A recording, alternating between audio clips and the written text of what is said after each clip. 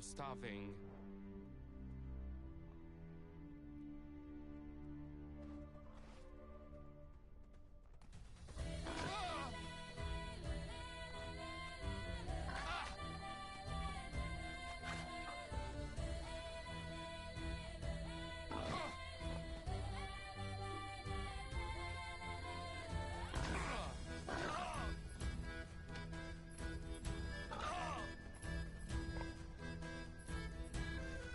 I feel famished.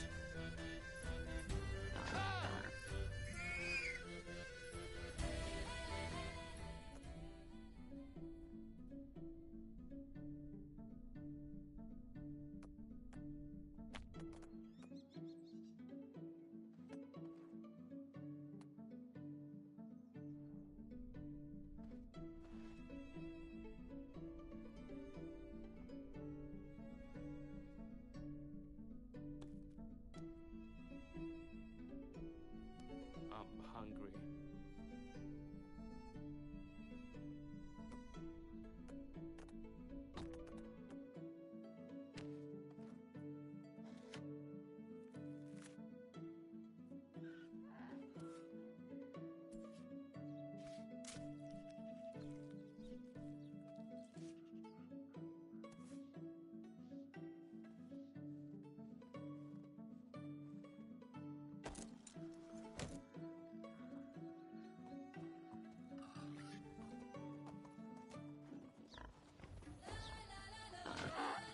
Let's go! I feel famished.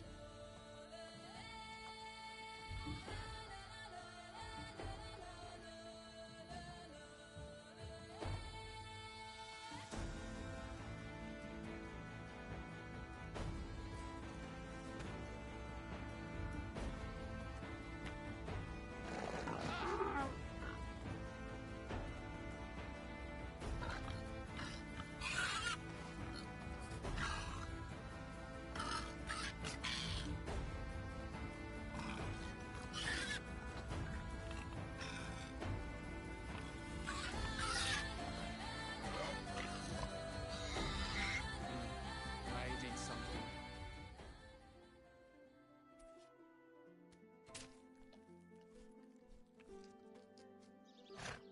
All right, then. Keep your secrets.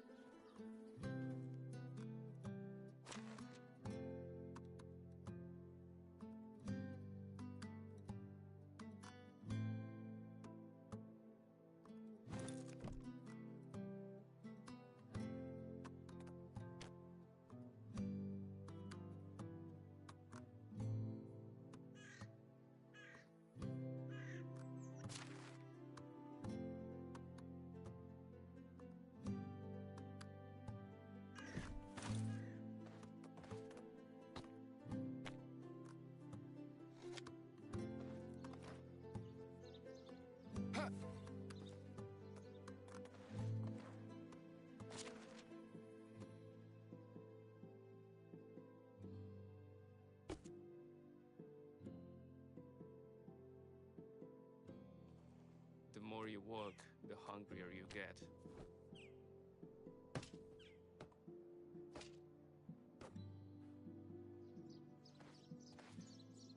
Ha!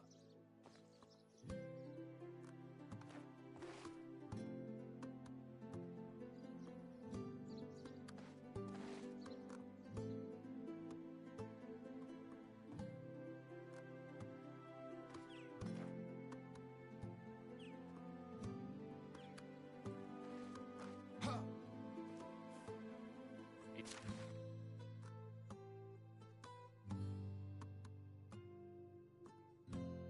It seems I forgot about food.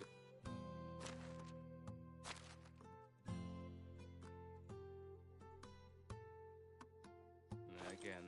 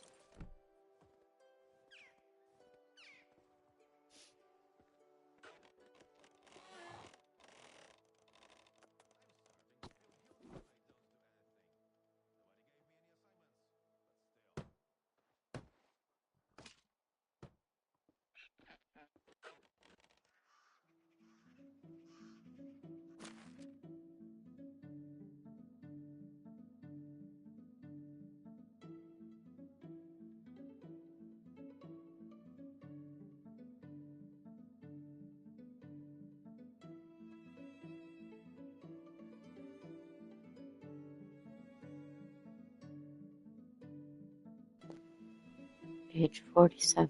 Yeah, that's that other dude that made me come live in.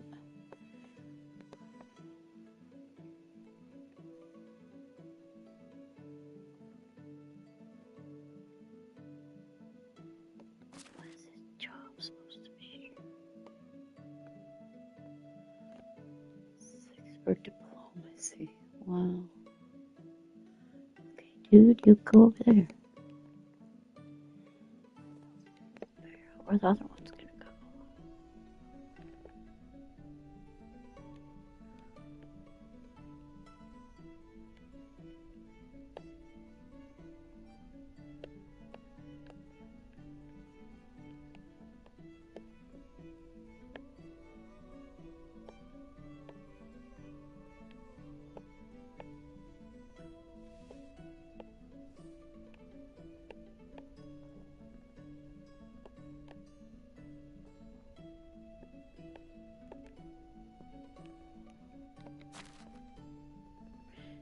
Empty.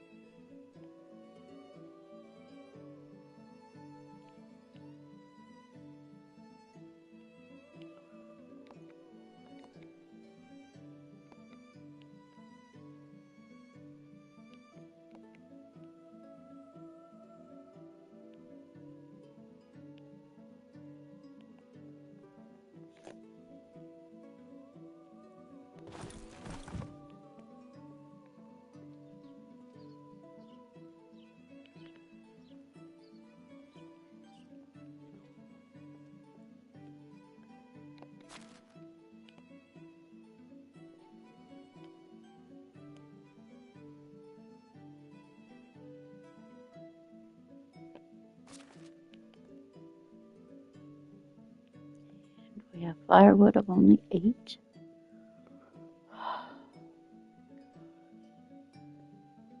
What am I doing now? Jeez.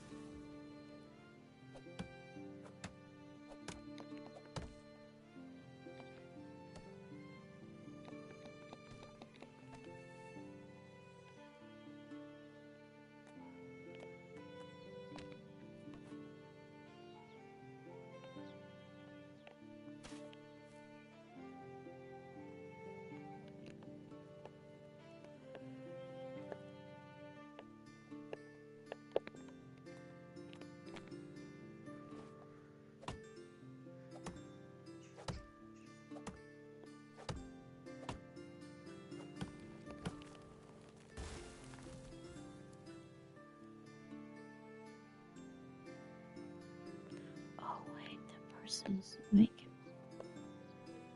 Okay, yeah, but I need to go.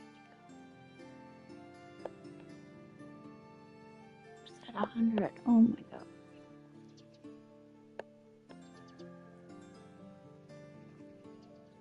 Mm.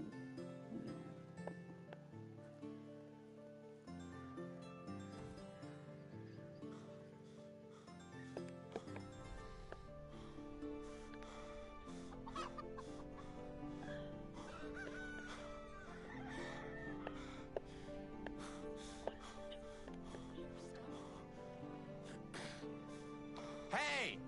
I was using that! I should have healing one. I put the other ones in there. They should be. Shoot. I'm done with. Done with. Instant healing. Yeah, 90%. Okay, we're done. Get on this.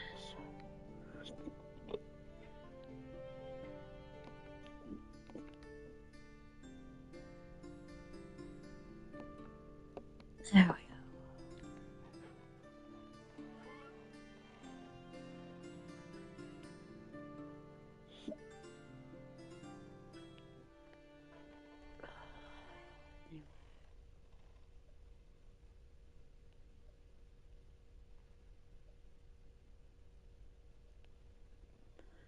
Plus potion of instant cure.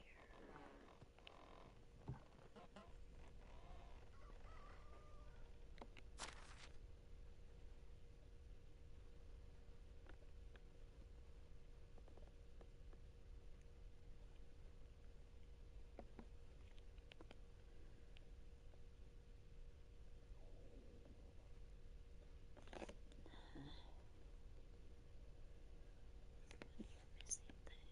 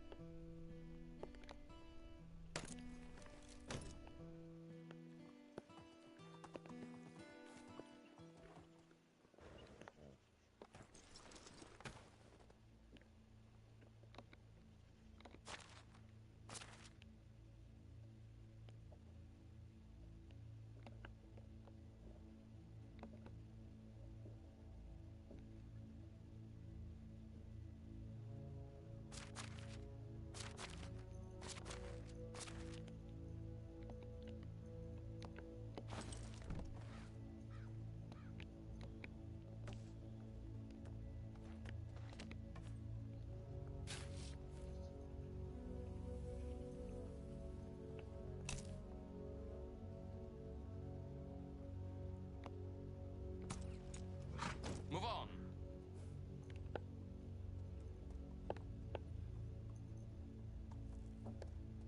Here.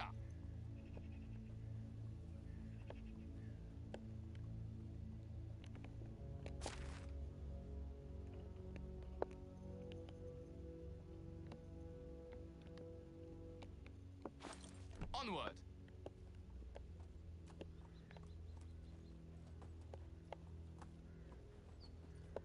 Wir.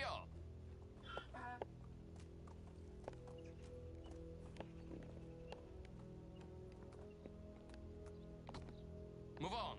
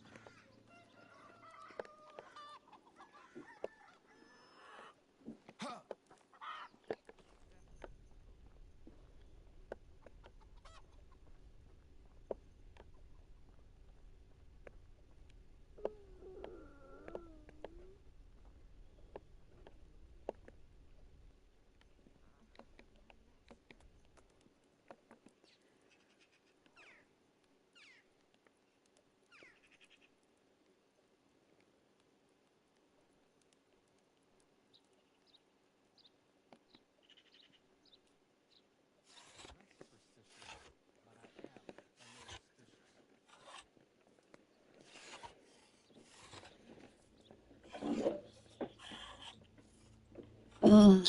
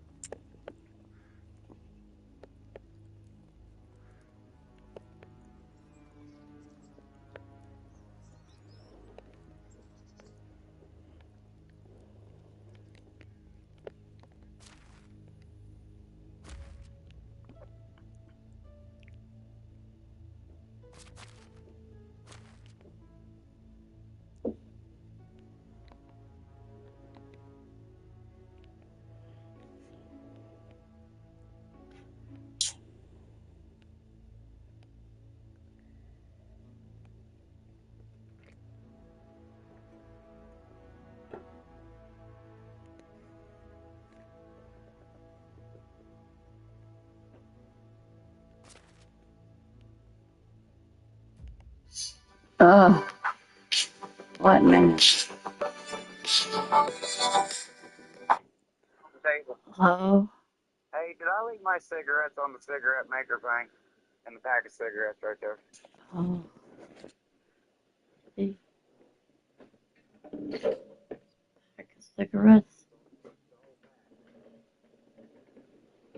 Did you see it? Yeah. Yeah, you got your pack. Yeah. Love you. Are you out though? Are you coming home? Yeah, that's what I thought.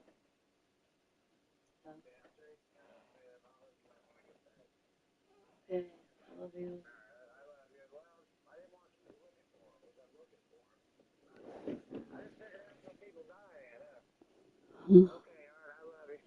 Love you.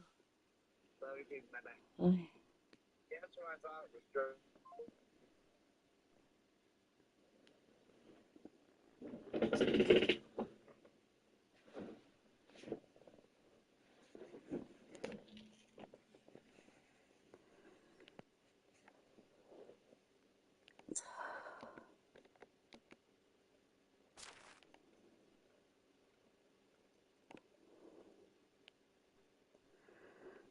Oh,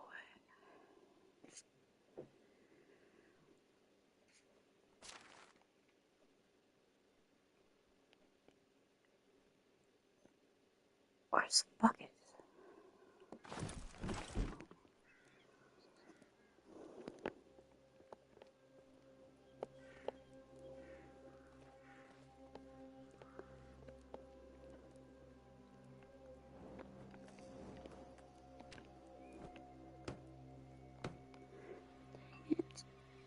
Um, no.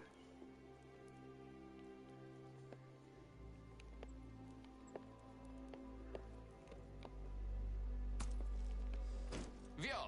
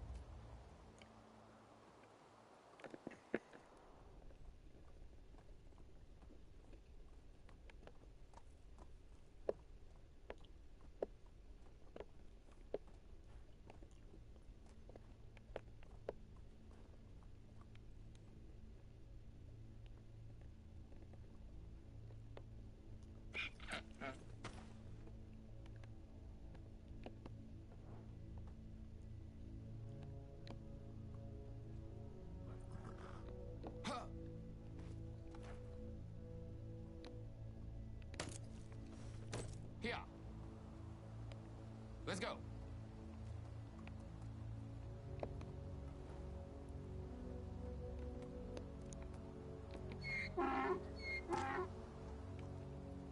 Here.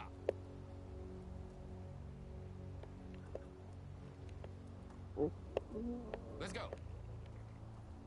Here.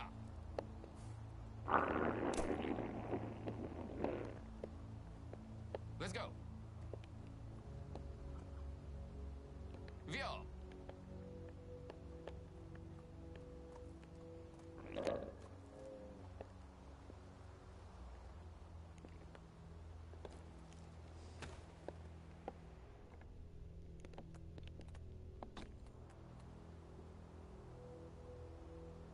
I'm so cold.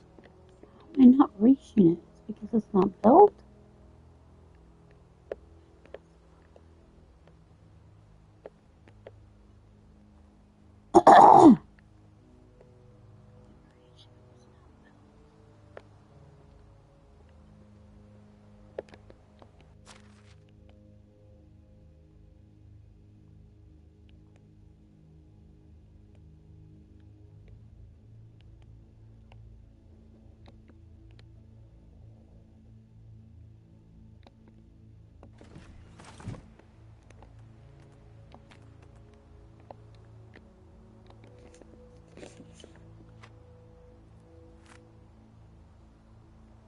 I'm so cold.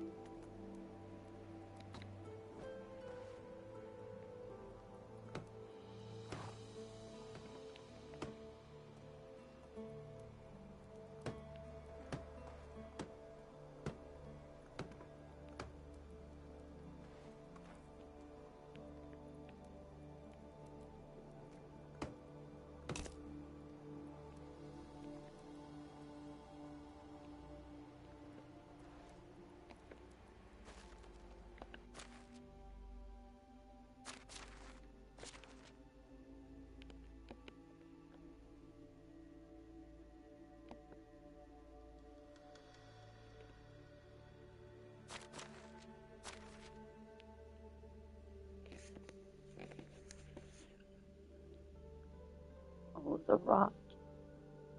That's what the problem is. How did it get that many rot?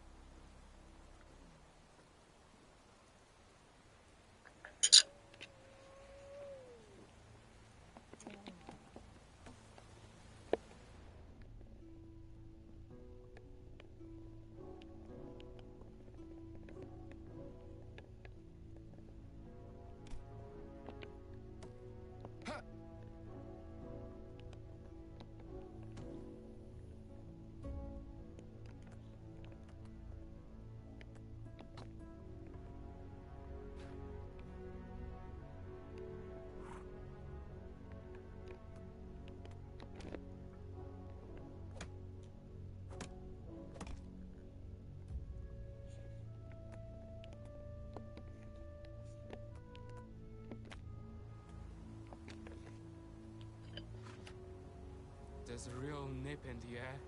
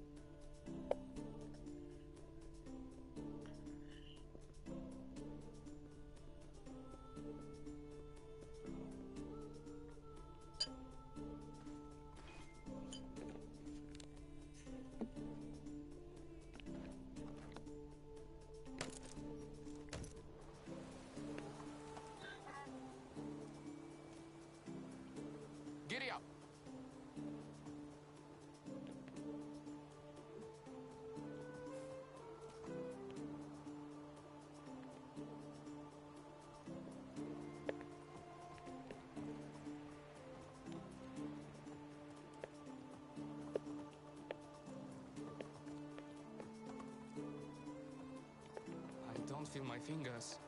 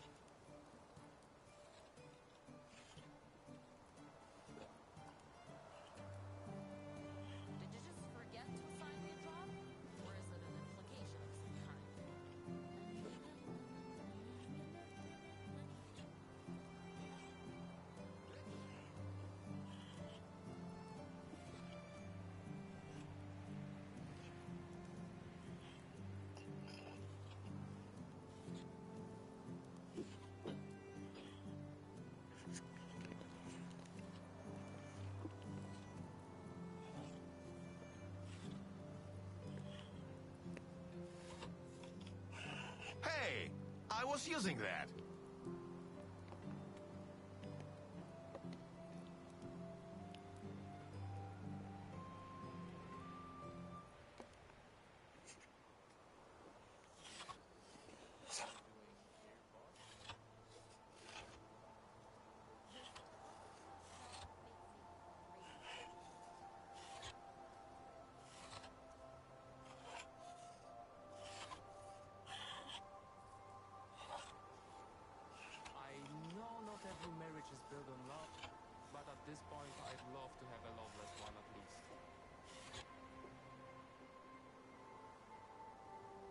I need more clothes or some fire.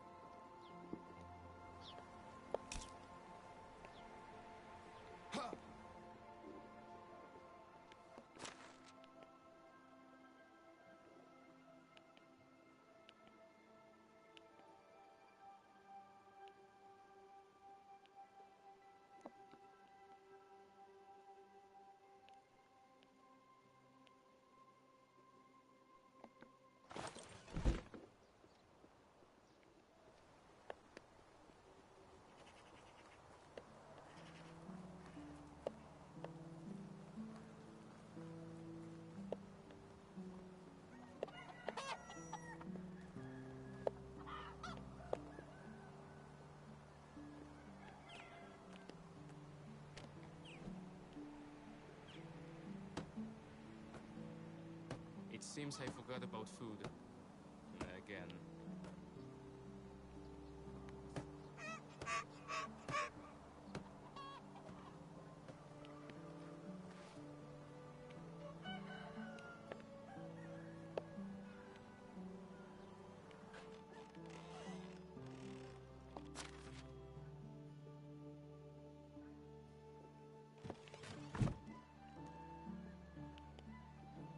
seems I forgot about food.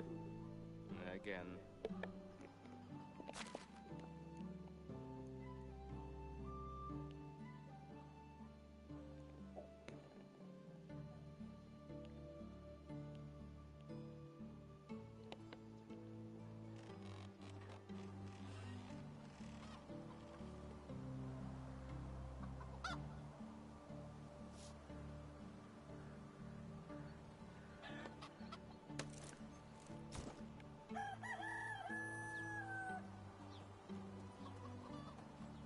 I'm freezing.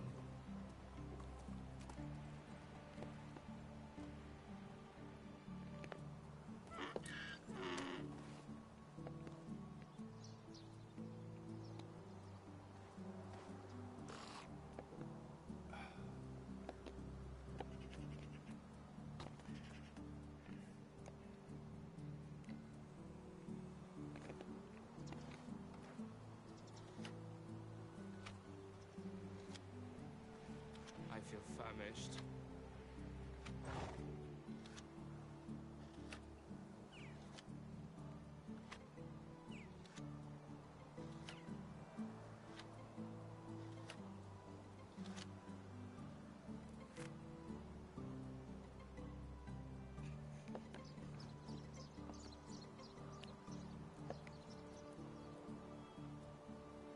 I can't recall the taste of food.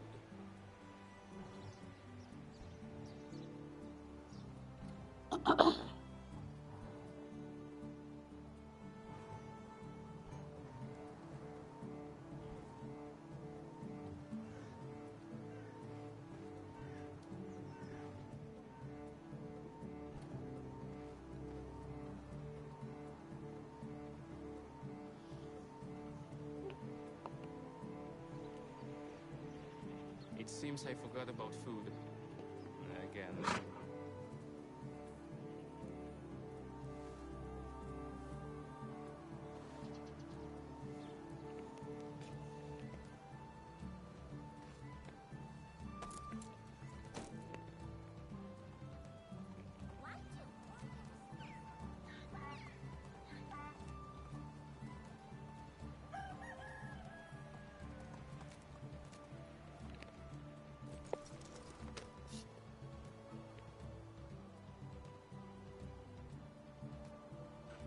I can't recall the taste of food.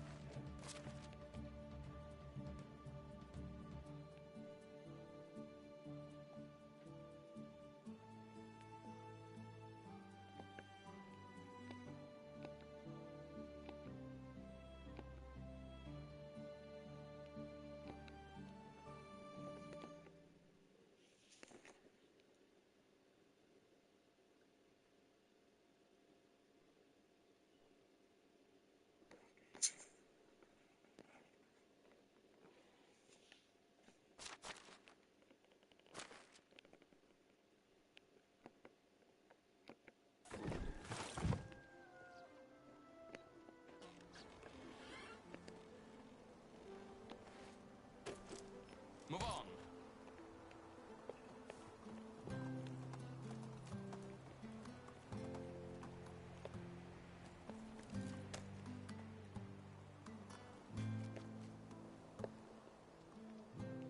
I can hear my stomach rumbling.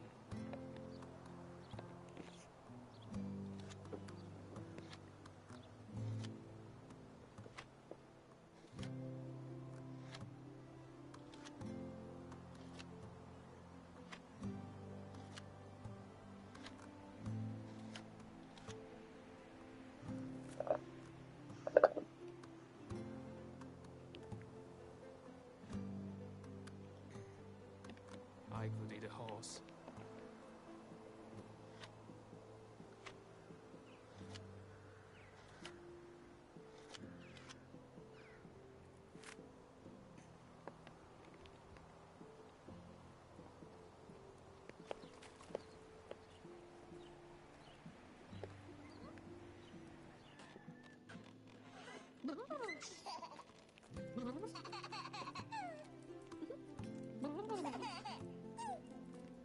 I could eat a horse.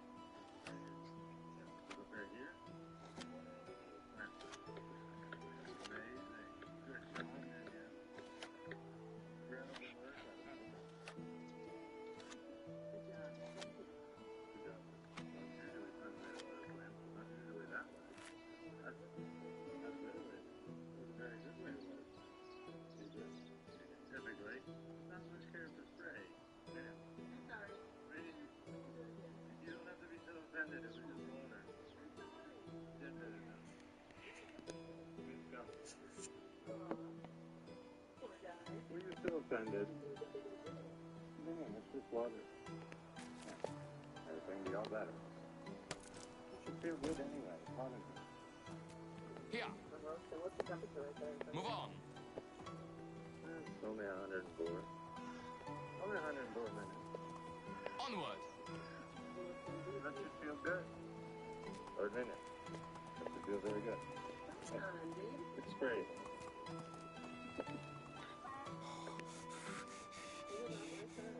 Here. Gotta shake off and everything. Vio. Tell me about water. Minion, you watering the plants? You look right here. Yeah, you look right here. You'll be water all over those plants. That's amazing. Good job, Minion. Incredible work out of Minion. Good job. Thank you. Good job, man. Dogs usually find a way to water plants, but not usually that way. That's better way. That was a very good way to water plants. You do good? Typically, there's not much care for spray. Yeah. I'm sorry. Meaning, you don't have to be so offended. It was just water. I'm sorry. Jen did it, not me. Come here. Let's go. Poor guy. Were you so offended? Yeah, it's just water. Yeah. Everything will be all better.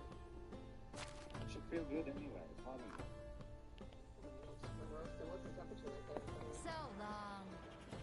It's only 104. I'm looking for a truffle pig. Someone stole That should feel good. Or I maybe like when it's time to it reach should feel very I good. need more clothes or some fire. It's great.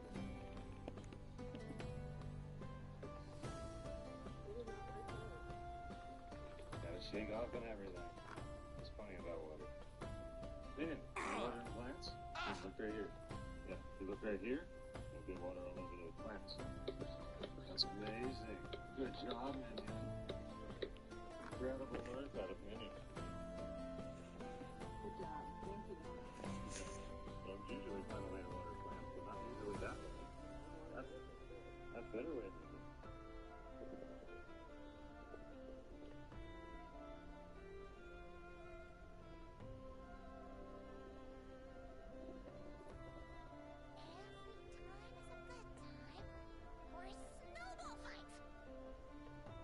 Did you fall from a tree?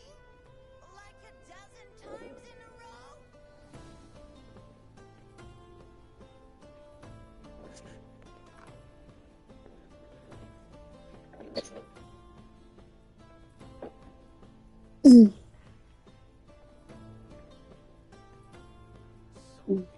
Don't seem to age at all.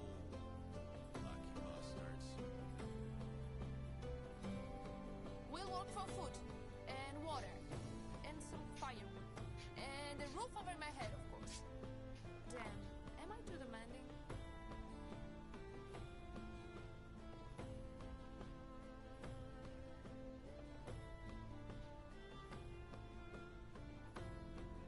I wish I could see our king in person. You seem to know the Herald well. Do you think he could arrange something? And remember, don't eat the yellow snow.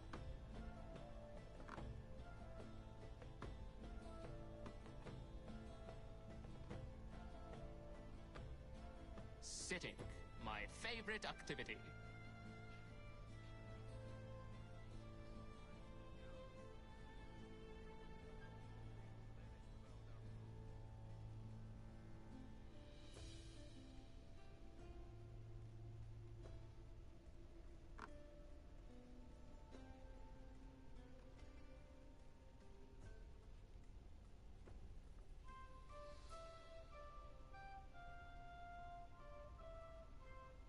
Travelers of this realm are drawn to the bonfires like moths, myself included.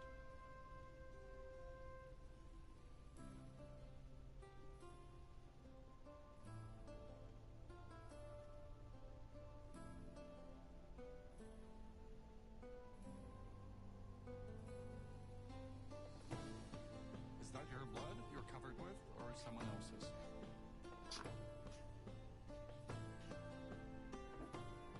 Do you want to build a snowman?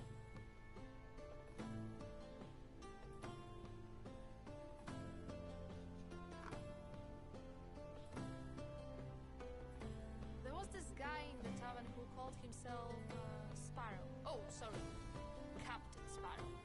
I'm pretty sure he stole my money. Such a bad memory for faces, and there are so many people who look like these in the pod.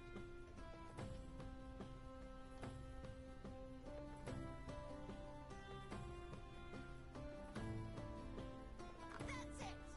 I'll leave home and travel around the world collecting wild animals.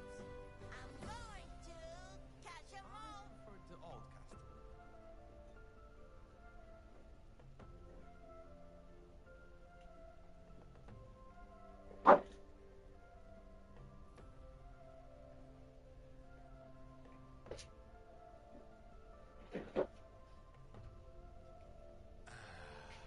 There's nothing like the crackling of the cozy fire.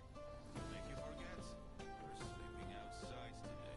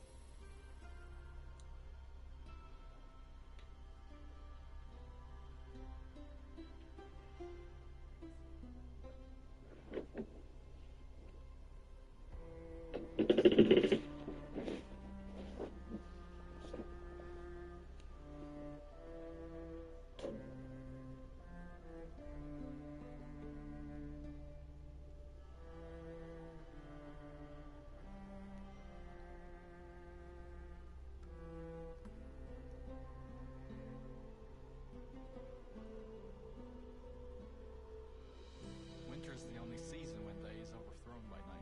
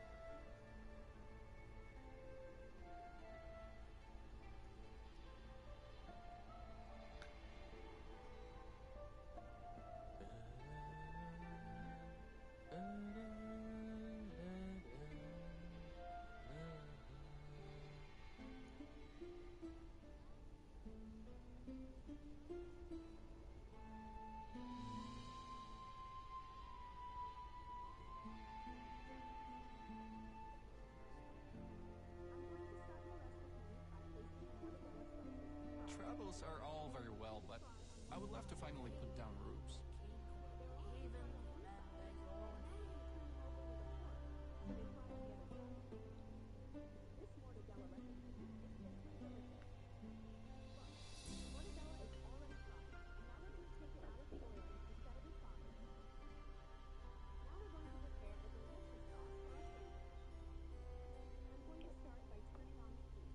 Is this new village yours?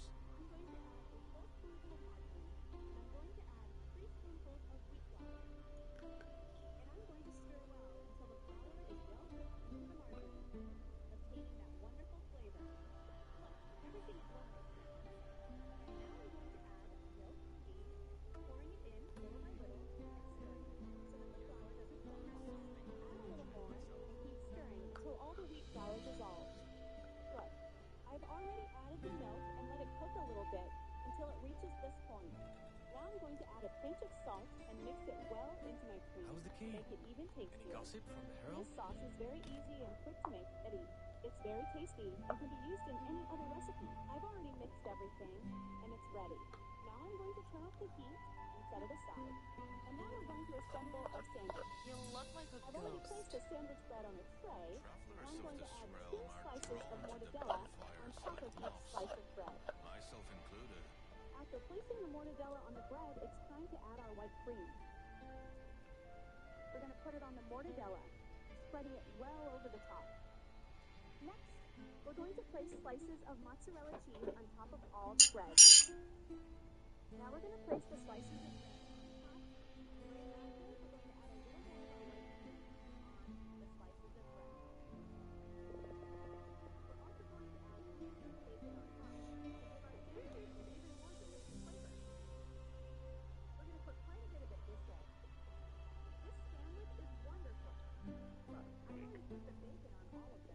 And remember, don't eat the yellow snow.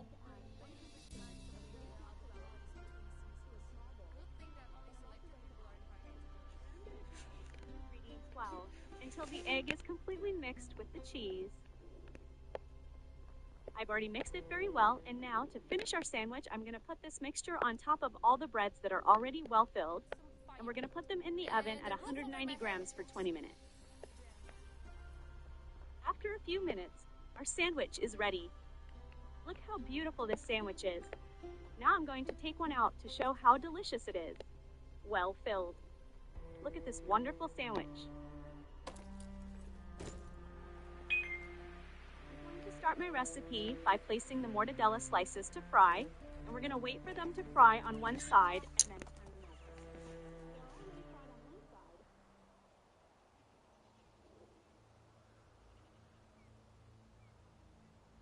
If you have 3 potatoes at home, make a delicious breakfast snack or an afternoon snack. I'm going to start our recipe by cooking 3 large potatoes. I should better warm myself up. Tell me what city you're watching us from so I can send you a special hug. Today's hug goes to Sophia Bennett from Chicago. I'm happy that you're enjoying our recipes. After cooking, we're going to take them out and transfer them to a bowl. After you make this recipe, I'm sure it's going to become a regular thing at your house, because besides being easy to make, it turns out incredibly delicious. Next, peel each one of them. It's simply delicious. Onward! Once that's done, we're going to mash them really well until they turn into a puree. Giddy up! This is the perfect consistency. Next, we're going to add 2 tablespoons of melted butter, 5 tablespoons of wheat flour, and mix everything really well until the ingredients are fully combined. Now, on a board lined with plastic wrap, we're going to add a drizzle of oil and spread it out. We're going to take a portion of the dough and start shaping our savory snacks. I'm going to spread it out until it reaches this size. You can make it whatever size you prefer. We're going to add grated mozzarella to taste. Fingers. You can use whatever filling you prefer. Then all you have to do is close it up like this.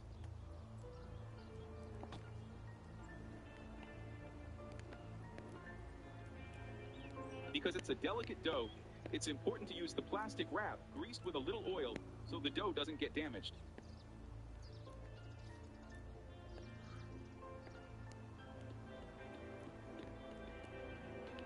Now just add it to hot oil and fry both sides.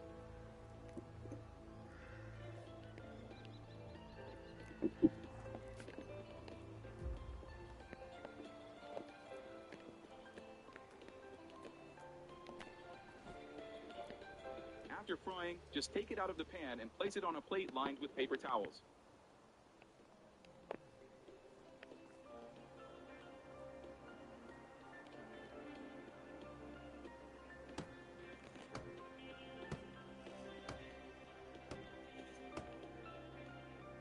Tell me if you've ever made any potato snack at home. I'd love to hear your recipe.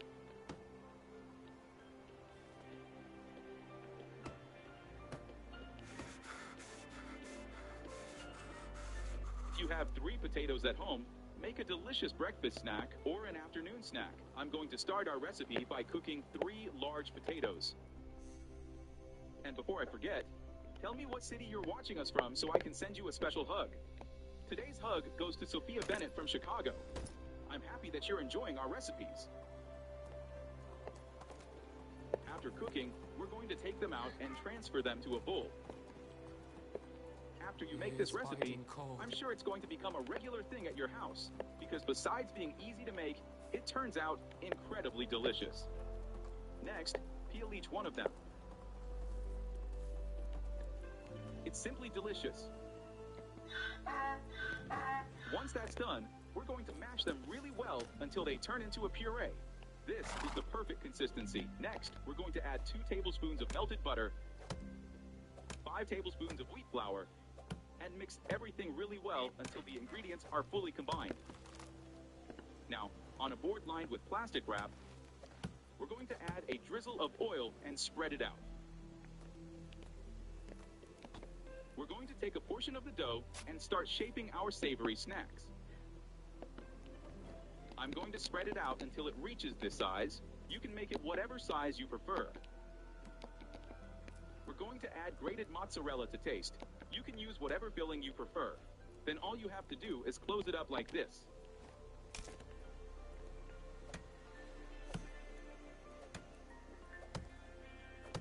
Because it's a delicate dough, it's important to use the plastic wrap greased with a little oil so the dough doesn't get damaged.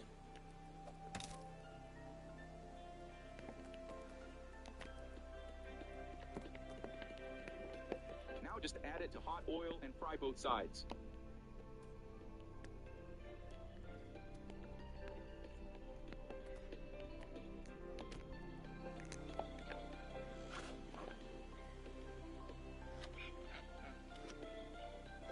After frying, just take it out of the pan and place it on a plate lined with paper towels.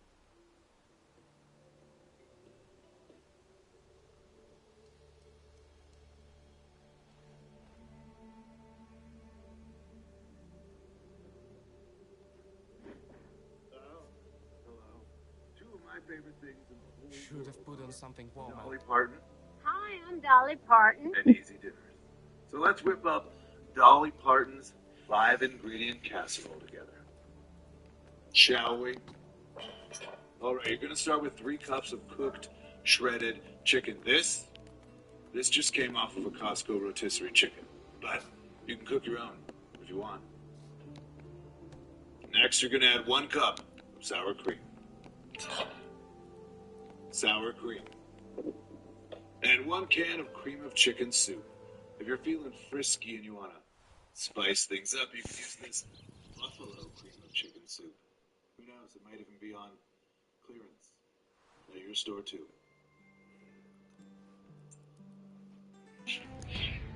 And then go ahead and just mix this all together. Like so. And then just ploop half of this mixture into a greased 9x9 baking dish. Like that. And then just spread this out evenly across the bottom. Top it with some fresh shredded cheddar cheese. And then add the rest of that chicken mixture, along with another layer of shredded cheddar cheese. And then the 5th and final ingredient is Ritz crackers. Of course, if you're going with the spicy theme, they do make a hot honey Ritz crackers. But either way, grab a sleeve of Ritz crackers and crush them however you want.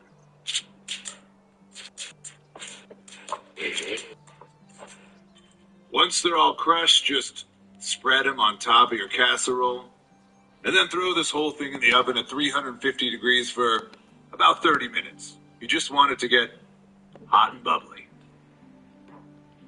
Now, when it comes out of the oven, it should be golden brown on top and bubbly on the inside. So don't touch it yet, okay? Let it cool off for about 5 minutes. Just stare at it. Hi. And then once it's cooled off enough, just throw some in a bowl, grab a fork, scoop up a big old bite of this, and put the whole thing in your mouth. Oh yeah, I love this. I mean, it's not complicated, it's not fancy, it's just good. Plus, it's easy to make, it's inexpensive, and it'll just make you happy. And that's pretty important. So give it a shot. Let me know what you think. I'll see you in the comments. I will always love you. Oh, hello. Two of my favorite things in the whole world are Dolly Parton Hi, I'm Dolly Parton. and Easy Dinners. So let's whip up Dolly Parton's 5-ingredient casserole together. Shall we? All right, you're going to start with 3 cups of cooked, shredded chicken. This just came off of a Costco rotisserie chicken, but you can cook your own if you want. Next, you're going to add 1 cup of sour cream. Sour cream. And 1 can of cream of chicken soup. If you're feeling frisky and you want to spice things up, you can use this buffalo cream of chicken soup. Who knows, it might even be on clearance at your store too. And then go ahead and just mix this all together. Like so. And then just ploop half of this mixture into a greased 9x9 baking dish. Like that. And then just spread this out evenly across the bottom.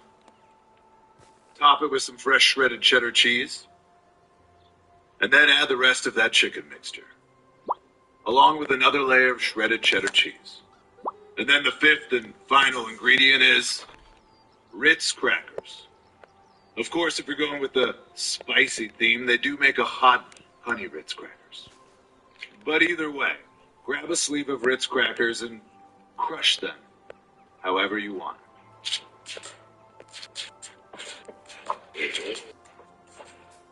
Once they're all crushed, just spread them on top of your casserole, and then throw this whole thing in the oven at 350 degrees for about 30 minutes. You just want it to get hot and bubbly. Now, when it comes out of the oven, it should be golden brown on top and bubbly on the inside.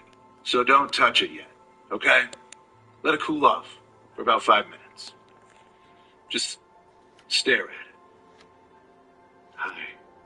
And then once it's cooled off enough, just throw some in a bowl, grab a fork, scoop up a big old bite of this, and put the whole thing in your mouth. Oh yeah, I love this. I mean, it's not complicated, it's not fancy, it's just good. Plus, it's easy to make, it's inexpensive, and it'll just make you happy. And that's pretty important. So give it a shot. Let me know what you think. I'll see you in the comments. I will always love you. Oh, hello. Two of my favorite things in the whole world are Dolly Parton Hi, I'm Dolly Parton. and easy dinners. So let's whip up Dolly Parton's 5-ingredient casserole together. Shall we?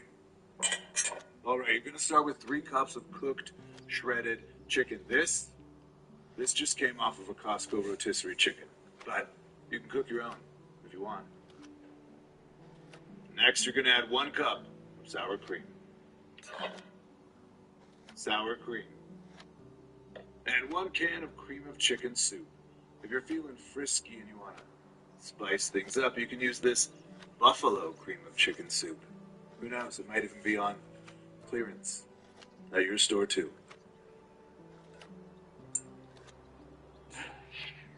And then go ahead and just mix this all together. Like so. And then just ploop half of this mixture into a greased 9x9 baking dish. Like that. And then just spread this out evenly across the bottom. Top it with some fresh shredded cheddar cheese. And then add the rest of that chicken mixture, along with another layer of shredded cheddar cheese. And then the 5th and final ingredient is Ritz crackers. Of course, if you're going with the spicy theme, they do make a hot honey Ritz crackers. But either way, grab a sleeve of Ritz crackers and crush them however you want.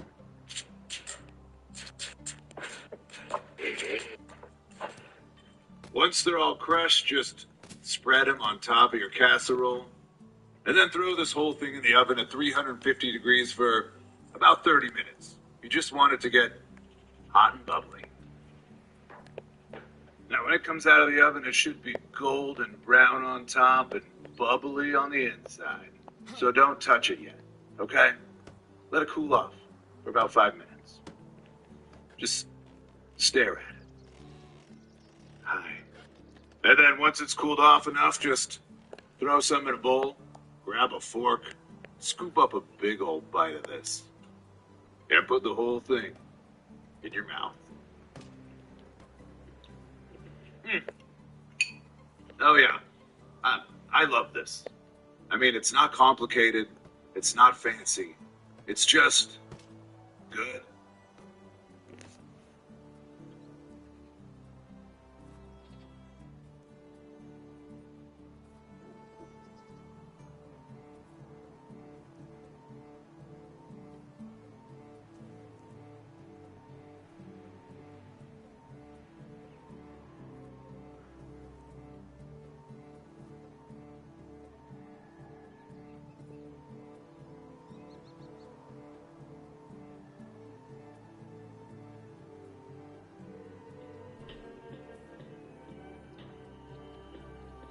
Hello, everybody.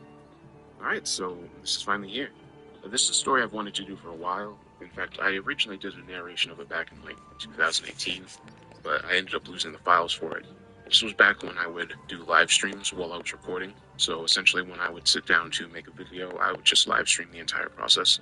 And so I did a live stream and it was a few hours long where I recorded all of it. But then when I went to go release it, I lost a bunch of the parts. And so, yeah, it's been a while before I've been able to get back on it, but I'm glad to finally have this done. This is a pretty big project with a bunch of other narrators. We have Let's Read, CZ's World, Mr. Creepypasta, Vidith22, Dusklight Radio, and We Try Horror. And I'll be sure to link to all their channels. I also made a few new musical sections for this, so I hope you all enjoy it. And yeah, I'm really excited to see what you all think. And with that said, enjoy the video.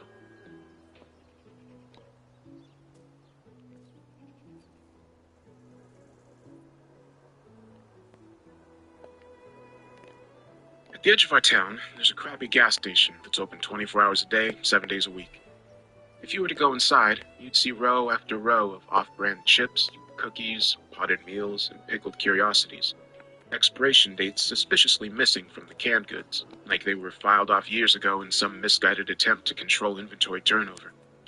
A faded wet floor sign from way back covers a large crack in the foundation by the cooler, where layers of sticky spill-off have formed a miniature tar pit, preserving countless insect corpses and the occasional small rodent. Nobody ever complains about the aesthetic. By some providence bordering on the supernatural, the health inspector has repeatedly signed off on the business, always kindly ignoring the faint smell of some kind of mysterious cocktail that is the defining characteristic of the establishment. More noticeable than the steady mechanic hum of the frozen drink machine that was installed in the 70s and never once serviced. More distracting than the random pockets of cold and warm air that seem to follow you around, and more annoying than the family of mutated raccoons that lives in the crawl space behind the grease trap. We think they're mutated anyway. At the very least, they must be inbred to the point of genetic deformity and mental retardation. The Alpha, a muscular 3-foot-tall son of a bitch named Rocco, has been spotted multiple times chewing on people's tires, and has been run over at least twice, but keeps coming back. That lingering smell, a sweet combination of honeysuckle, ammonia, and vomit, has never been positively identified. But the prevalent theory is that it's coming from underground, wafting up through the thin fissures in the concrete that grow and spread with each year of the architectural settling. It's strongest right after a rain, and pungent to the point of tear-inducing if you get too close to the storm drains, where even Rocco and his clan refuse to tread. If you were to go inside, you might also see the bathroom cowboy. He's sort of an urban legend around here, only ever appearing when you're alone and unsuspecting. What makes him truly legendary are the stories people tell after an alleged encounter. The accounts run the gamut from pretty weird to impossibly bizarre.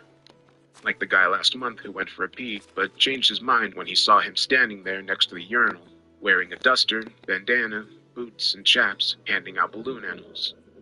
Or a couple of weeks later, when another customer stepped into the same bathroom to see a man wearing nothing but a cowboy hat, boxers, and boots with spurs, literally grinding an axe on an old-fashioned stone sharpening wheel. When he entered, the cowboy stopped what he was doing, looked up with a smile and a tip of his hat, and said, "Come on, man. Come on with it."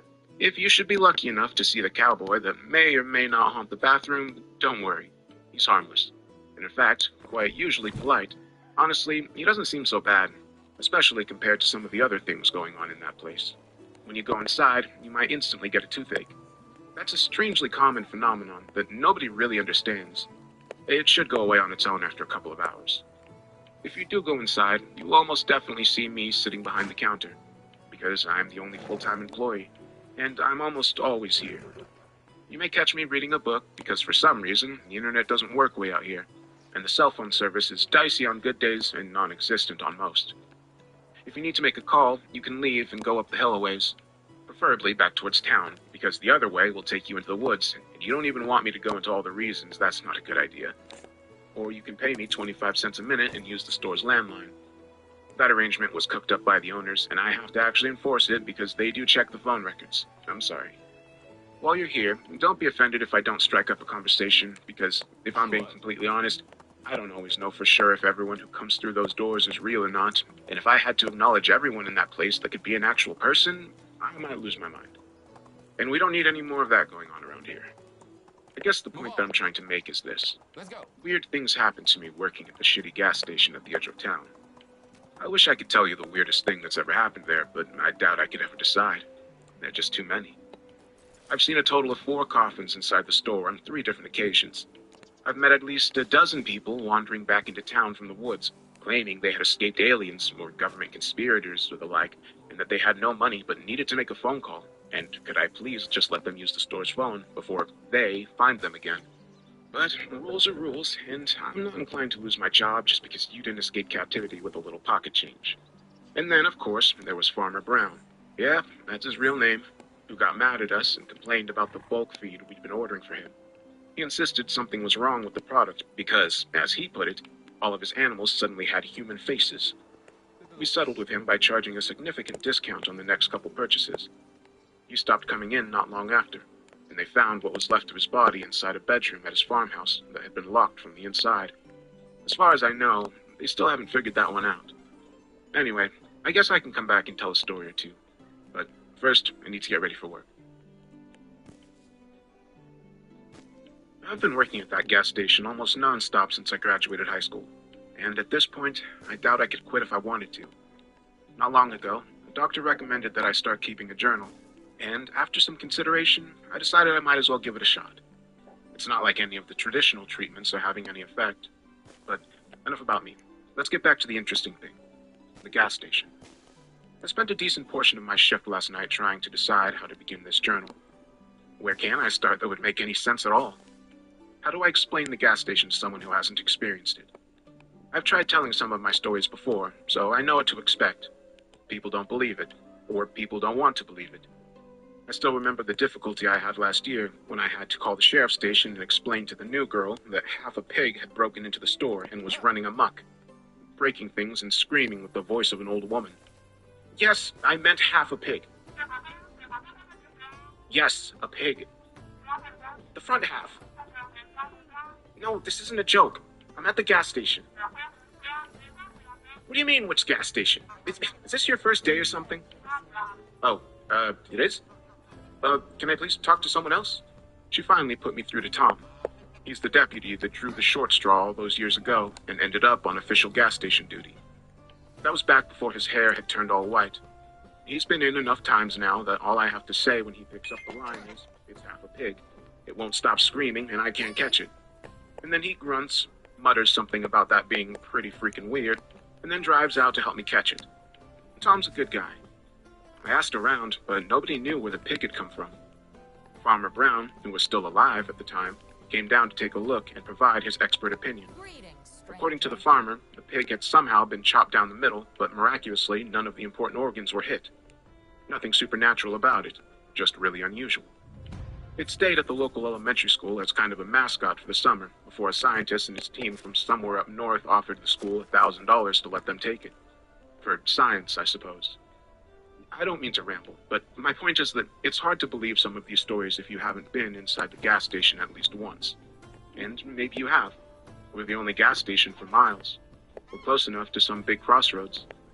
If you've ever been out driving in an unfamiliar part of the country and found yourself lost, it's not impossible that you could have found yourself at my doors, looking to top off your gas or ask for directions.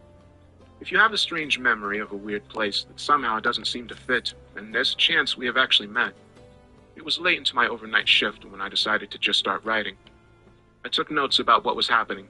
I jotted down a few of my stranger memories, but coincidentally decided to leave out those stories that were so unbelievable that I won't even waste people's time with them. I call those the try and forget stories. I was writing it all down on a book of receipt papers when Carlos interrupted me. Carlos is one of the part-timers at the gas station. We have a pretty long list of part-time employees here. The owners like to hire transients, drifters, hitchhikers, passerbyers, and runaways looking for work for a few days. I try not to get to know the part-timers. They come and go after a few days, and sometimes a few weeks.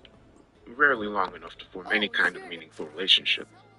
But then there's Carlos, who's been working here for almost a year now. He started as part of the prison work relief program, unloading trucks twice a week, and was the only one of the 12 prisoners that didn't disappear during a freak snowstorm last December. But that's none of my business. Carlos did his time, and then when they released him, he came to work here, cleaning the store and unloading the trucks. He comes in 6 times a day for each of his 30-minute shifts. Now that I think about it, I'm not exactly sure what he does during those shifts. The store is never clean, and the trucks only come twice a week, exclusively during the daylight hours, as per an arrangement following the incident. Maybe one day I'll ask Carlos what he does for the owners. All I know is that he's the closest thing I have to a friend here. When Carlos approached me at the register last night, I knew something unusual was going on. He was sweating bullets, pale, and on the verge of passing out. He kept glancing back at the man in the suit that had wandered into the store and was now standing next to the frozen drink machine. He told me that he needed to talk, now. I told him, go ahead, but he refused to say anything unless I followed him into the walk-in cooler. I usually hate to leave the front of the store unattended. We have the occasional shoplifter, plus there's that one time Rocco got in and made off with 2 cases of cigarettes. But Carlos seemed serious, so I made an exception for him. Once we were in the sub-freezing safety of the walk-in cooler, Carlos asked me if I had seen the guy in the suit. I said yes, I saw him. He asked me if I knew the guy, and I said yes, I'd seen the guy around town. His name was Kiefer. He was running some kind of office, I can't remember which one, and stopped by the gas station every now and then. He drove an old black SUV that only took premium. I don't know him much from in town, but he was definitely a local. His picture was framed in my high school's trophy case for one of those sports competitions he'd won years and years before I got there. We only have so many things to be proud of, I suppose. I knew of Kiefer, but we weren't exactly acquaintances. I told all of this to Carlos. He shook his head and said, No, that can't be Kiefer. Why not? That can't be Kiefer because Kiefer has been dead for 2 days. His body is in the trunk of my car right now. And that's when things started to get weird. It was a very strange night between the hand plants, Farmer Jr., and that cultist that wouldn't leave me alone. I hardly had any time to collect my thoughts. And of course, there was the Carlos situation. I promise I'll come back and tell you about it, but first I need to grab some coffee. There are times when this world drifts so close to the fabric of reality that I can hear something calling me from beyond the veil. Sometimes when I get too close, I can feel that thing on the other side tugging at the corners of my mind. I'm worried about Carlos. He doesn't seem to be taking this so well. When I returned to work after my post yesterday, I was delighted to find a stack of receipt papers sitting neatly on the register counter with notes written in my own shaky handwriting. I don't remember writing all those notes, but then again, I don't remember a lot of things. It is possible that I'm working too hard, or maybe the fumes coming from beneath the gas station are playing tricks on me, or perhaps it's just another side effect of my condition. At any rate, I'm not one to look a gift horse in the mouth, or any other animal in any other orifice for that matter. Admittedly, my handwriting isn't the best, and at times the scratches on the receipt paper become nearly illegible. So if anything herein seems unbelievable, it's probably because I copied it wrong. With that in mind, this is my best effort at a transcription. 7. It's getting dark earlier these days. 7:30. Farmer Jr. came into the gas station tonight, asking about the hand plants. I told him that they weren't there anymore. He left his phone number scribbled on the back of a coupon for 15% off bulk pig feed from an online retailer. I think he's trying to send me a message. 9. I think maybe some kids are playing a prank on me. I found a lawn gnome behind the pork rinds. I didn't think much about it and put him in a box behind the counter, but then I found another matching lawn gnome in the soda case. I added this one to the box as well. It wasn't until I noticed the third and fourth lawn gnomes that I started to suspect something. I had taken out the garbage and found the gnomes perched atop the branch of a tree next to the dumpster, staring down at me like gargoyles. I used a chair and broom to knock them down, and I put them in a box with the other 3. When I got back to my desk, I found a note on my chair written in red ink. It says simply, I'm in the walls. I don't know who wrote it, but the paper smells like oranges and plumeria. 10. There's a strange scratching noise coming from the tiles above the cash register. I feel Rocco and his brood may have infiltrated the building again. Farmer Jr. called the store. He asked about the hand plants.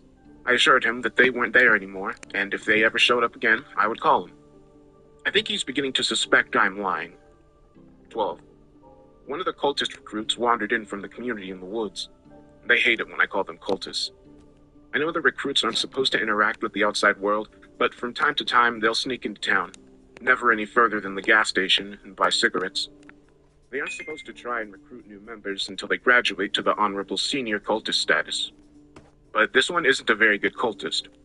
I know they aren't supposed to have names, but I'm going to call this one Marlboro. And I'll let you guess why. Marlboro stayed in the store for at least a half an hour, trying to convince me to go back to the compound with him.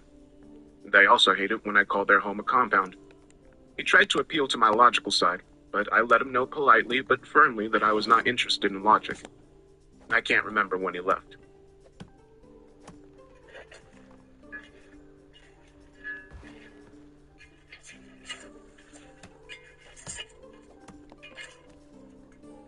Two.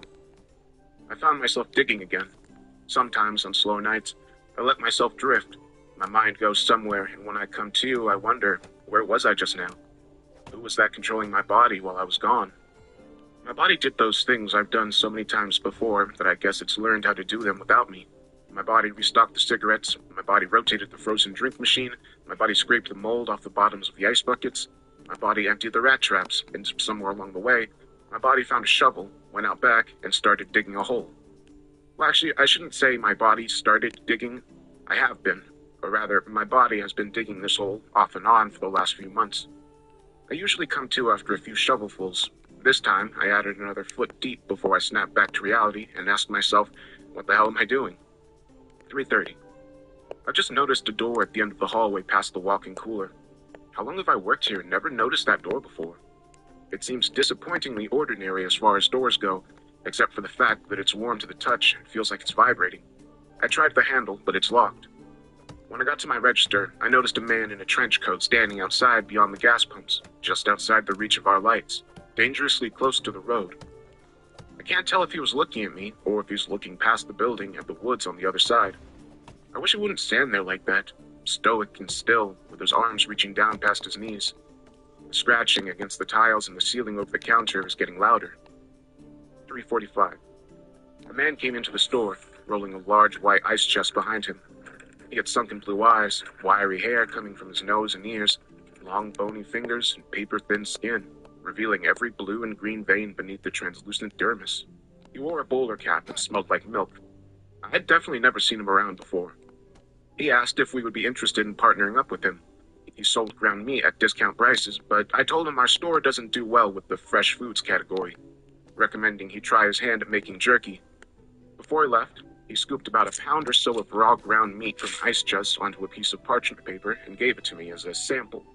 Once he had left, I took the meat into the cooler, where I found another lawn gnome waiting for me. I put the lawn gnome into the box with the other 7. 4. Carlos just told me something very strange about Kiefer. 4:30.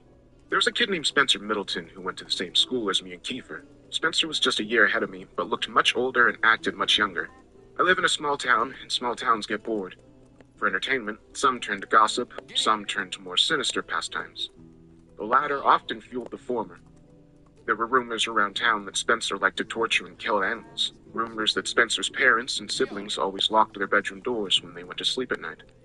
The rumors didn't slow down any after the fire at Spencer's house, where Spencer was the only one to escape unscathed. I once saw Spencer gleefully stomp on a lizard, throw his head back, and laugh. Some short time after this house caught fire for the second time, Spencer left town. The story went that he had gone off and joined the army. I didn't know what to think about that, so I simply didn't think about that. I would have been perfectly happy to never think about that, but after all these years, I'm forced to. Because Spencer Middleton just came back into the store and bought a cup of coffee. He's sitting in one of the booths now, talking to Kiefer. Marlboro's back.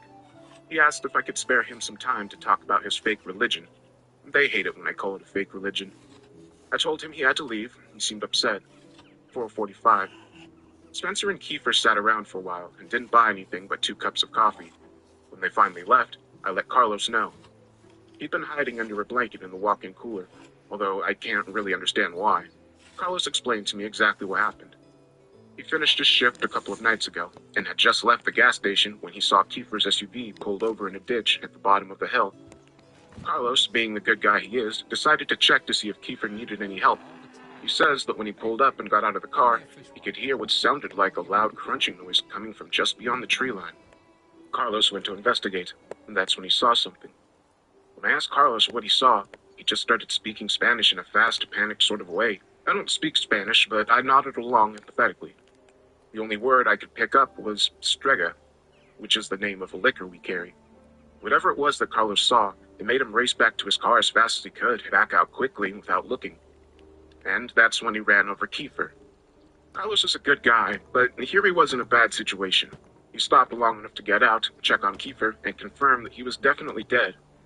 There was nothing he could do that would change that fact. It was an accident. Carlos was on parole, there was that thing in the woods, and Carlos had to make a decision. So he heaved the body into the trunk of his car and drove off. Carlos took me to his car and showed me the body. I can confirm, 100%, that it was Kiefer in the trunk of the car. Not just because of his unmistakable face, but also because of his phone and wallet that were in his pockets. 5. I finally got tired of the scratching and pulled our ladder out of storage to see what the raccoons were doing in the ceiling. But when I pushed back the tile, the only thing up there was another gnome. That makes 12 so far. 6. The man in the trench coat is still outside.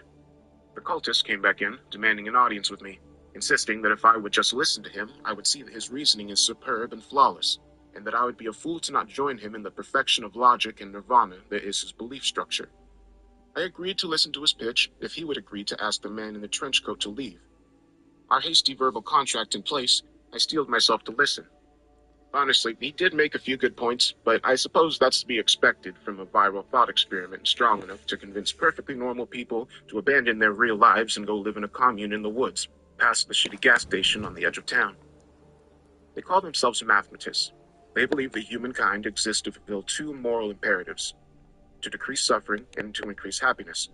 A successful life increases happiness more than suffering. A decent life decreases suffering more than happiness. How good a person is can be determined by the spread between the happiness increased and the suffering decreased. Obviously, if the individual has a negative spread, that is, they've increased happiness less than they've increased suffering, or they've decreased suffering less than they've decreased happiness, then that means, very simply, that the individual is bad. If an individual causes a tremendous amount of happiness and suffering, one can simply determine which is higher, and use this perfect rubric to determine whether that individual was good or bad. Simple, right? The mathematists believe that the world has been going about good and bad in the wrong way.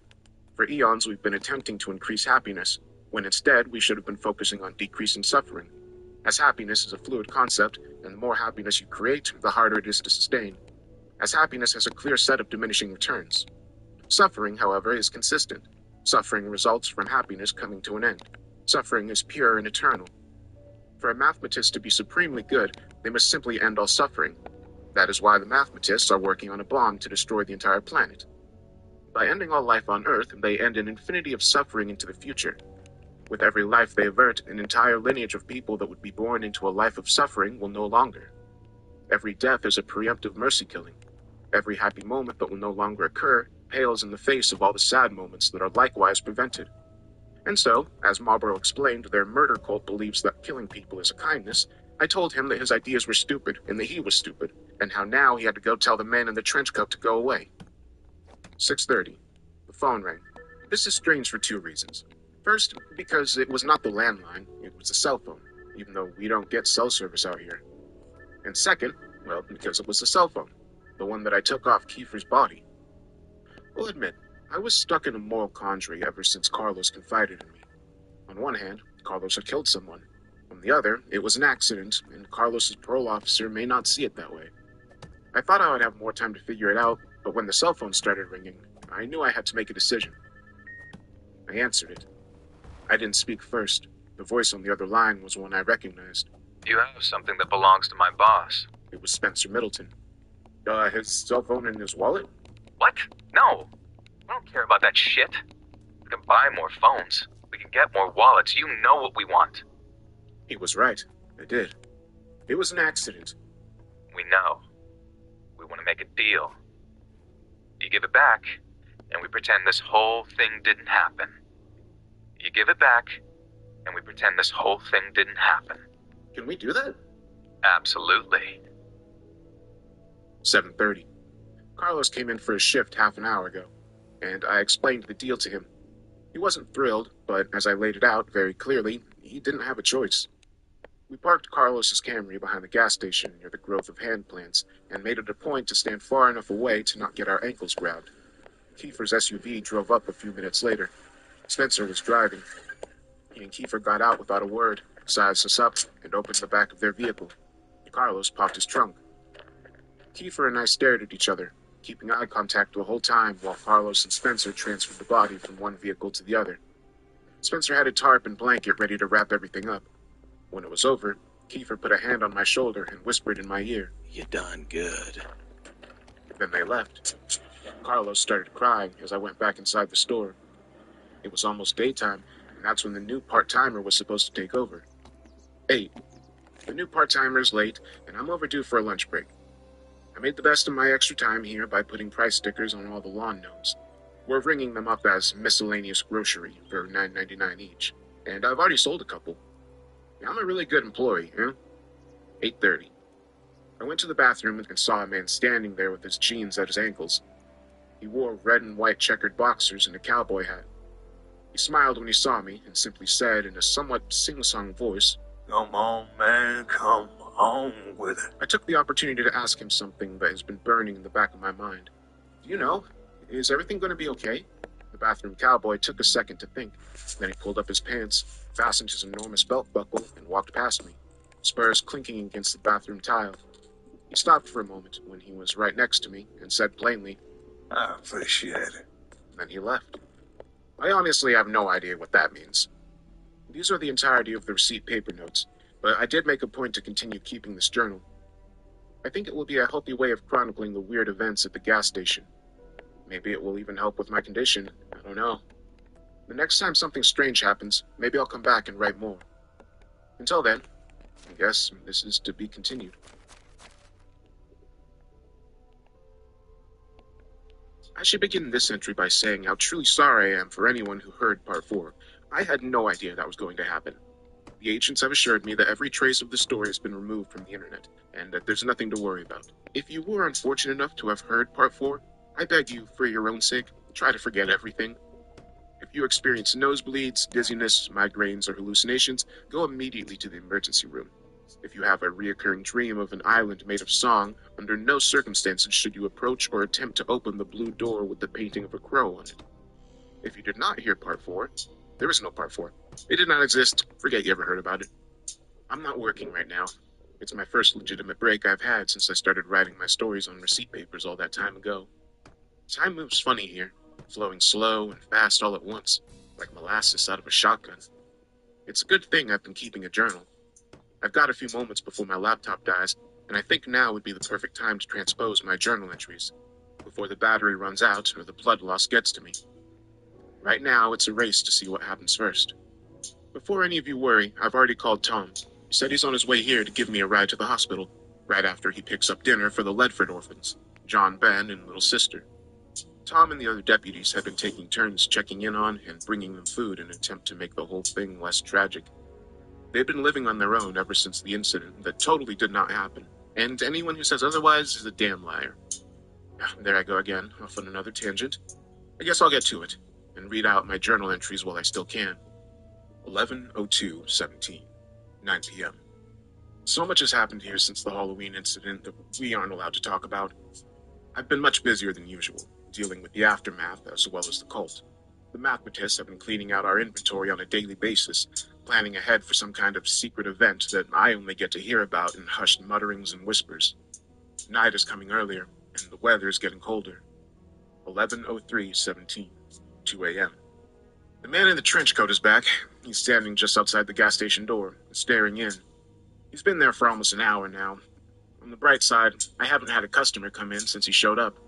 On the not-so-bright side, I can't help but feel like he's trying to put thoughts into my head. He won't be able to, though. I've had way too much practice. Kiefer came in earlier today, before the sun went down, and sat in a booth drinking coffee for a while. Eventually, Spencer Middleton showed up. Spencer had a word with Kiefer, then came storming up to my register, screaming at the top of his lungs. He grabbed a display of the lotto scratch-offs and threw it across the room. It was obvious that something had upset him. That's when I took the earplugs out. "Everything okay?" I asked, stupidly. I knew damn well everything was never okay.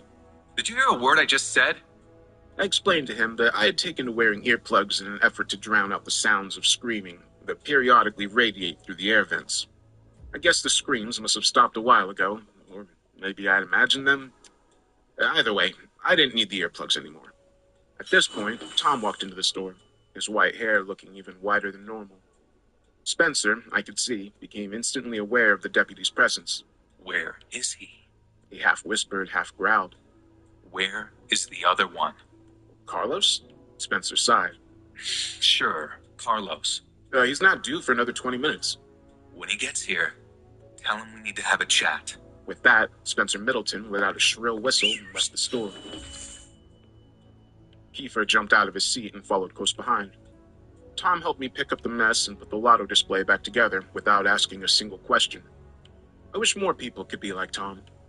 When Carlos got to work, he told me that he'd been having strange dreams. Dreams of something enormous, living, breathing underground. The dreams always end the same way, with the gas station collapsed into a giant sinkhole. I told him that Spencer was looking for him. That's when Carlos grew solemn and asked me if he could show me something. In the freezer, behind the stack of boxes labeled non-après, whatever the hell that means, they've been here for as long as I've worked here. There's a moving blanket, and inside that blanket is another Kiefer. My first question for Carlos was, "You stole the body back?" He looked to the ground and shook his head sheepishly, like a toddler that had just gotten busted for cooking meth. "You killed another one?" I asked. Carlos explained it was an accident. Again. 3 a.m. The man in the trench coat is finally gone. He left claw marks on the glass of the front door. I checked the security footage to confirm my suspicions. He always stays just outside the range of our cameras. Why can't I remember what his face looked like? 3:30 a.m. Marlboro was the first customer in the store after the man in the trench coat left. I told him that I was surprised he was still alive. He mistook this for a compliment and said thank you. I asked him if he was ready for the big event, but then he just stared at me blankly. I could tell he had no idea what I was talking about, so I filled him in on how I had put it all together. The unusual cultist activity, the whispers, the buying up of all of our supplies. I could tell that something was about to happen. Marlboro went pale in the face as I was talking, then ran out of the gas station before I could finish, the 99-cent frozen drink still in hand. I know I should write up an inventory loss slip for the theft, but I can't bring myself to do it. As hard as it is to explain, there's just something about Marlboro that makes me genuinely feel sorry for him.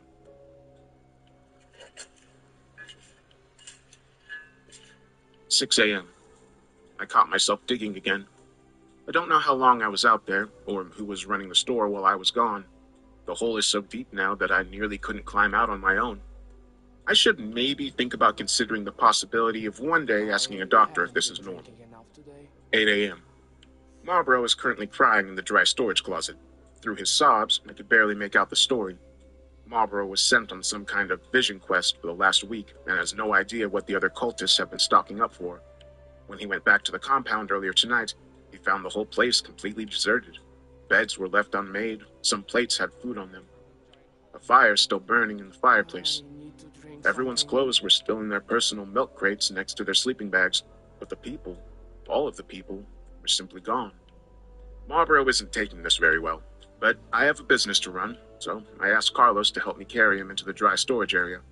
I figured he can work through some stuff in there, and then maybe when he's done, he'll, I don't know, go home. 11:04:17. 9 p.m. The exterminators just left. They say they got all the snakes this time, but I have my doubts. 11:05:17. 5 p.m. Kiefer came into the store again today and made some thinly veiled threats. He asked about Carlos, too, but I told him I was tired of being the go-between and that if he had business with Carlos, he needed to take it up with Carlos. That's when Kiefer started getting weird.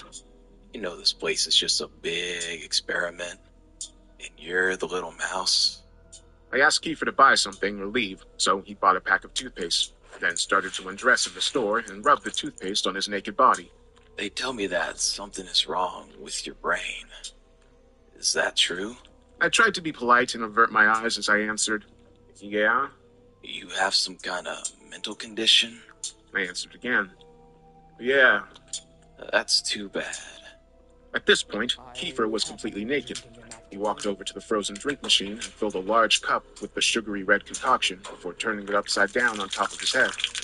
Then he shook himself violently like a wet dog, flinging bits of cold, sticky debris across everything from the ceiling to the walls. some of it landing on my face, but I tried not to let him see me flinch. I knew this was all just an attempt to intimidate me, and I didn't want to give him the satisfaction. What is it exactly? He asked as he crossed back to where his pile of clothes waited for him. What? What is your condition? Schizophrenia? Protanopia? Meningitis? The gay? No, I don't sleep. You don't sleep? Like, ever? I can't fall asleep. I haven't slept a single day since high school. It's a rare genetic condition with no cure and no treatment, and one day it'll kill me. But until then, I handle the effects the best I can. That must be it. That must be why he can't reach you. Why, who can't reach me? Right then, Spencer came into the store. He threw a blanket around Kiefer and ushered him out to the waiting SUV. A moment later, he came back into the store and offered me $100 for the security tape from tonight. I wonder what I'll spend my $100 on. 9 p.m. I was beginning to suspect something wasn't quite right in the store. I've been finding empty candy bar wrappers strewn about, security tapes mysteriously deleted, strange noises coming through the walls in the middle of the night when I should be alone. At least more strange noises than the usual. At first, I assumed it was just the raccoons. But now I know the truth. Now I know that Marlboro has been living here for the last 2 days. He just walked out of the supply closet wearing a bathrobe, nodded to me as he grabbed a stick of meat jerky, and went into the bathroom. It had not even occurred to me that Marlboro never left. 11:06:17, 4 a.m. I'm parched. That finally happened. I suppose it was only a matter of time. I know I should feel regret or shame or any of the other emotions that normal people feel after something like this happens, but all I feel is embarrassed. I came to a couple of hours ago with the shovel in my hand. I had been digging again, and this time I had made some serious progress. The hole was at least 7 feet deep. The steep walls made of loose red clay. It took me a while to realize that I was staring up into an inky black night, peppered with uncountable stars. When some of the bigger celestials started to move, I realized that those stars were actually just the soulless red eyes of the mutant raccoons staring down at me over the edge of the hole, probably looking for food. I chucked the shovel out of the hole, and that's when I heard it. Imagine the sound of a butcher's knife hitting a watermelon, like a solid, wet black. Now imagine the watermelon gurgling and falling over like a sack of potatoes. Ah, man, this metaphor's really gotten away from me.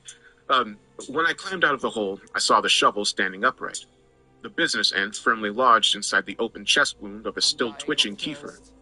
Kiefer was dead before I got to his side. In a final act of defiance, he had turned both of his middle fingers up to me. I felt the slightest amount of respect for him before I went into a mental state that I can only describe as subdued panic. The first thing I wanted to do was find something to wrap the body in, because surely Spencer Middleton would come for it soon. When I went to the gas station, I was surprised to find that Marlboro had taken it upon himself to work the cash register while I was gone. He was ringing up one of the regulars, Charles, the great big fat man that always buys soap and boiled peanuts. I nabbed a tarp off the shelf and took it outside. That's when I learned something. Kiefer is heavy, like really heavy. I understand that a human body is basically just a meaty, fleshy water balloon full of guts and excrement, but nothing could have prepared me for how leaky and gross and heavy a dead man can be. It was only by some miracle that I managed to drag Kiefer through the back door and into the freezer without being seen. It took all of my strength to pull the mass behind the boxes and onto the stack with the other 3. When I finally finished, I had worked up a sweat, and even the cold of the freezer wasn't enough to keep me cool. As I stood there, letting my breath come back and the adrenaline wear off, I took stock of my situation. That's when it dawned on me. There were 4 Kiefers in that freezer with me. 4 Kiefers. Where the hell did the other 2 come from? The freezer door opened and Marlboro entered, dragging a dead Kiefer by the legs. He stopped and made eye contact with me. When he saw the Kiefer at my feet, I said the only thing I could think of. Well, this is awkward. Marlboro and I decided to open a bottle of liquor and have a few drinks. He explained that he had accidentally killed Kiefer a couple of times, and I totally understood. The guy was just so easy to kill. At one point, Carlos came into the freezer to grab a box of cookie dough. He didn't even acknowledge all the Kiefers. My laptop battery is currently at 2%. It's obvious that I won't have time to record the rest of my journal before it dies. I don't have time to tell you how I ended up at the bottom of this hole underneath the store with a broken leg, but I can tell you that I hear someone moving around above me. Which is good, because I don't think I'm alone down here. If you're hearing this, it means I managed to upload my story. If you're not hearing this, then I don't know. What even are you? Someone just called my name from the top of the precipice. I think it was Carlos. I wonder what happened to Tom. Why didn't Tom ever show up? Really do with a drink. Come to think of it, I seem to remember Tom didn't survive the Halloween incident. Wait, who the hell have I been talking to this entire time? I promise that if I survive long enough to recharge my battery, I'll come back and tell the rest. Until then, I guess this story is to be continued. Hey everybody, it's me, Jerry, from the gas station at the edge of town. Proud to be the newest member of the team. The owners were so impressed with how I managed to stay inside the store for several days without leaving or going insane that they offered me a full-time position while the regular clerk is out recovering from his leg injury. Happy Monday, y'all. The other guy asked me to do him a small favor while he was getting some much-needed rest and relaxation. He gave me the password to his laptop and detailed instructions to transcribe his journal entries from last week. In exchange, he agreed to keep me on as a full-time assistant after he gets back. I get to learn what to expect on the job through first-hand documentation, and he gets to continue his weird little blog thing. Now, that's what I call a win-win. If I'm being honest, this is probably the best thing that could have happened to me right now. Ever since the program mysteriously dissolved at the mathematist community, I've been feeling very lost and vulnerable.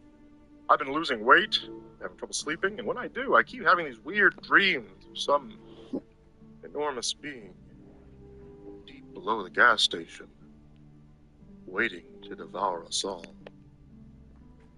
Clearly, a mistake was made, and I was overlooked. If any of my old brothers and sisters are out there and see this post, please contact me. Tell the seniors they forgot me. I'm not mad, but I miss you. I love you. Before I get started, some guys in suits came by and suggested that if this blog were going to continue, I make a PSA. If there's anyone still alive that read the story about what happened here on Halloween, don't wait for symptoms to start. Please go to the nearest emergency room or call the Center for Disease Control. Tell them that you're experiencing the effects of Ramal's syndrome. Anyway, back to the journals. I'm going to do my best because the guy's handwriting is awful. And here's the part I could read. November 7th, 2007, 7 p.m. The man in the trench coat was standing out back when I went to take out the garbage tonight. I don't know why the man in the trench coat keeps visiting my store or why I've never gotten a good look at him. He was standing at the tree line just beyond the dumpsters, staring as he ever did. Tonight, I stared back. The hinge of his jaw began halfway up his face, where his nose should have been. The edges pulled back to either ear and a skeletal grin. His tiny, milky white eyes were beads behind the oily black hairline that hung down straight and banged all the way to his cheek jowl. His impossibly wide mouth bisected the head between greasy hair and wet flesh. Drool, I would assume. We stood there, 15 feet apart, staring at one another for what might have been 10 seconds or 10 minutes, until finally the man in the trench coat turned away. His legs bent funny in a way that human legs shouldn't be able to bend, and he landed on all fours before galloping off into the woods. I don't know if I've seen the last of the man in the trench coat. Holy shit! You guys read that? That's some crazy shit. Sorry, Jerry again. Promise I'm not gonna do that running commentary thing. I just had to say, Jesus. You know? This is some weird stuff. I mean, I remember him telling me a couple weeks ago to go outside, talk to a man in a trench coat. Super glad I didn't. You know? What the hell? That's it. I'm done. Back to the transcriptions. Next page. Soaked in blood, completely unreadable song. I've skipped that part to hundreds and hundreds of them. She'd never seen so many in one place before, not even in her dreams. Before she left, she told me that I would see her again. It's supposed to be a warning or flirtation. 3:23 a.m. It's a quieter night than I'm used to. Package from yesterday afternoon still sits on the counter when I left it. The label is made out to me. Return address I don't recognize. The rectangular parcel is wrapped like a Christmas present with yellow and red stripes and feels heavy. I'd say it's just the right size for a dead cat. I can't think of any realistic reason I shouldn't open the package, but there's something in the back of my mind telling me that to open this would be tantamount to opening Pandora's box. The contents of this little parcel would irrevocably change the course of my life in a way that may have seemed impossible before. I feel like this box is full of butterflies ready to create tsunamis. I'm just not sure I'm ready for that yet. I think I want to teach Marlboro how to clean the drink machines. 3:47 a.m. Marlboro's passed out in a hammock in the supply closet. I think he finished that bottle on his own. Guess I'll go clean the drink machines myself. 5:45 a.m. The hand plants are growing faster than I had anticipated. They're now past the elbows, almost to the shoulders. I saw that the crop had caught a curious coyote. They got too close. It wasn't pretty. I also noticed that Rocco was still alive. I caught him sitting on the roof, tossing food to the crop of hand plants. This is why they grow so fast. They're eating way too much. If this gets out of control, I may have to torch this crop just like the others. I don't want to. It sends shivers down my spine whenever I hear the way they scream. 7:30 a.m. Carlos came in for his morning shift, looking pretty terrible. He filled up on coffee before telling me that he hadn't been sleeping too well. The bad dreams had been keeping him from getting a restful night. I wonder if I should tell Carlos about my condition. He asked about the gift wrap package sitting on the counter. I told him that it came with the post yesterday. I didn't know who it was from. He asked if I was going to open it. I told him that I had a bad feeling, pretty much decided to never open it. 10 a.m. I decided to open the package. Without any fanfare or drum roll, I'll just tell you what I found inside was a brand new laptop computer. I've never owned my own laptop before. The only computer that ever belonged to me was a crappy little Candy 1000 that I put together as a kid. I've always used the library computer lab or a browser on my phone to access the internet. This could be a game changer. The box also contained a signal repeater, some other gizmos. I know this is crazy. I think I might actually be able to access the internet from the gas station now. There's also a handwritten note at the bottom of the package. Hello. I left a comment on your page. There's something I want to tell you. I'm enjoying reading these stories you're writing, but I think if you actually sit down and write out one story at a time, then you'll get a lot more upvotes. It's very good. I'm not saying it's bad, but it right now seems like a lot of half stories thrown together. I think you'd do great if you actually write out a whole story at a time. But you really could get a lot of upvotes and attention. It's kind of confusing right now. Maybe start when you got there and work your way up to now. I bet that would be super awesome. I'm so fascinated, but a little muddled as well. I can tell you have a great talent for writing, but I just thought maybe I'd offer a suggestion to help. Please do not take offense. It's just something I was thinking. Hope all is going well for you. Great. Another one of my readers tracked me down.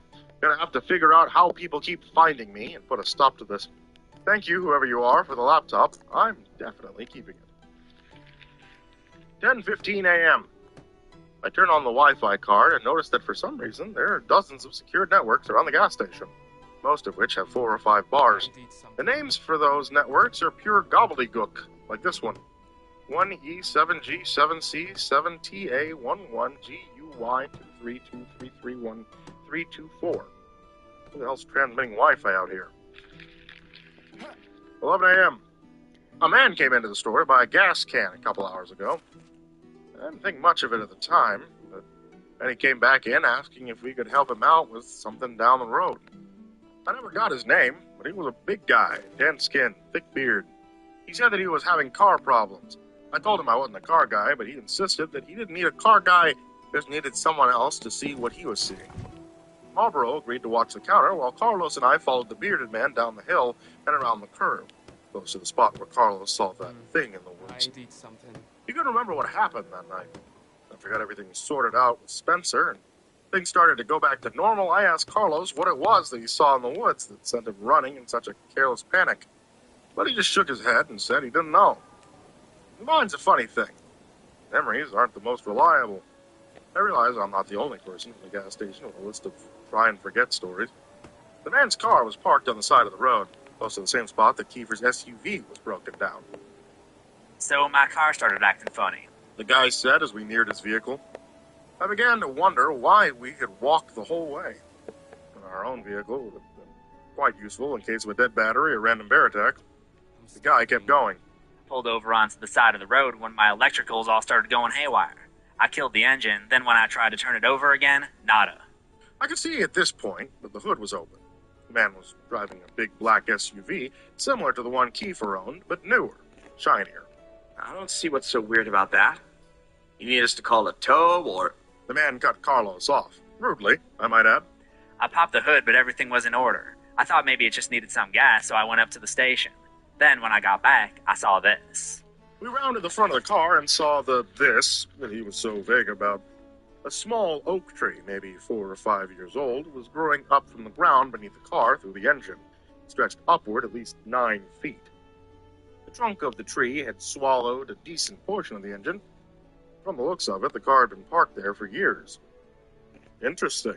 And you're sure that wasn't there when you started driving? Before he could answer, he spun his head around and looked at the forest. You boys hear that? We stood still and listened, but I couldn't hear anything. No, I answered. Carlos shrugged.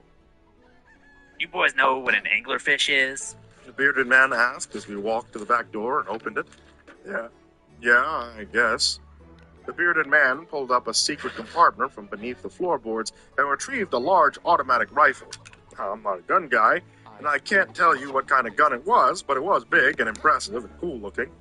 The guy checked the clip and clicked something on the gun that could have been the safety. Again, not a gun guy. But it sounded super cool. Carlos put a hand on my shoulder and slowly backed away from the man with the gun, pulling me with him. But the man didn't seem to mind us one bit. He was focused on whatever he heard in the woods. If I'm right, you boys have an anglerfish in them woods. It's putting something out there to lure me in. Make me think I'm hearing something that I'm not. Then when I go looking for the one thing, bam, it attacks. Oh, like a siren. The man looked at me over his shoulder with a smirk and said, Yeah, like a siren. Y'all may want to get out of here. This could get dangerous. Don't worry about me. I've dealt with these things before. I'll be fine. The man pointed his gun and marched into the woods, while Carlos and I made our way back to the gas station. I feel famished. 2 p.m. It's time for me to go home. I haven't used the laptop yet, but maybe tomorrow I'll start to type up these journals. November 8th, 6 p.m. It's starting to get dark so early these days. I noticed that the bearded man's SUV is still at the bottom of the hill, with a tree growing through it. Call that a good sign. 11. I've burned the rest of the hand plants. Finally know what's going on. A long time ago, I noticed what looked like strange mushrooms growing in the patch near the dumpster behind the gas station. I don't think much about them, except that it was strange that Rocco's brood wouldn't go near them. When I took a closer look, I could have sworn they looked just like baby fingers poking out of the ground. As the weather got warmer, I kept an eye on the crop. They started growing longer, looking more and more distinguishably similar to human fingers. I swear they even started growing fingernails. Sometimes I'd see them bend at the digits to squash a bug that wandered too close. Eventually, the mushrooms started sprouting leaves, and the finger sections continued to stretch out, creating what could only be described as hands.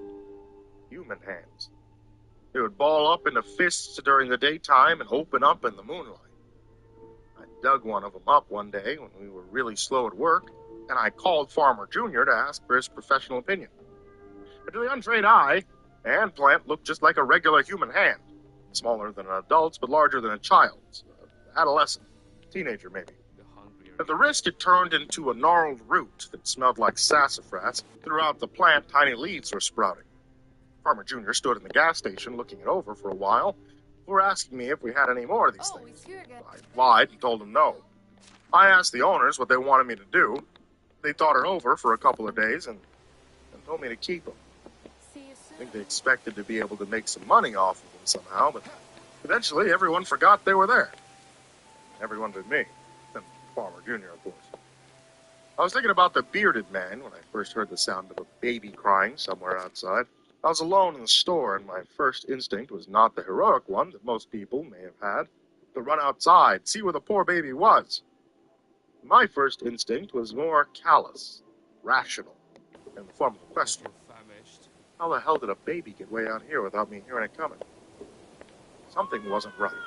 The sound of the cries, which I could deduce were coming from the tree line, were getting louder and louder, more and more desperate. I looked around for Marlboro, but I couldn't find him anywhere.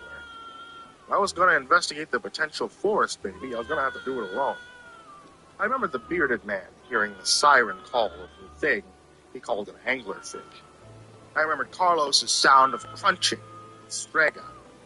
Absolutely no part of me believed that it would be safe if I went to the woods, or that there really was a baby crying out there. But what if? I grabbed a flashlight, I went out back. The crying seemed to be moving deeper into the forest, quickly, like the crying baby were being carried off by something that didn't have to stop and move around trees or physical barriers.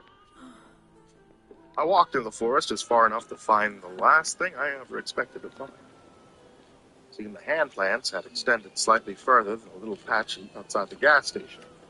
Those plants that I had been watching and burning whenever they got too aggressive were not as controlled as I previously believed. But out here, just a few steps into the woods, was a hand plant that I had missed, that I had never trimmed or culled or burned. It seems I forgot Left about food. free to grow as large and wide as it possibly could.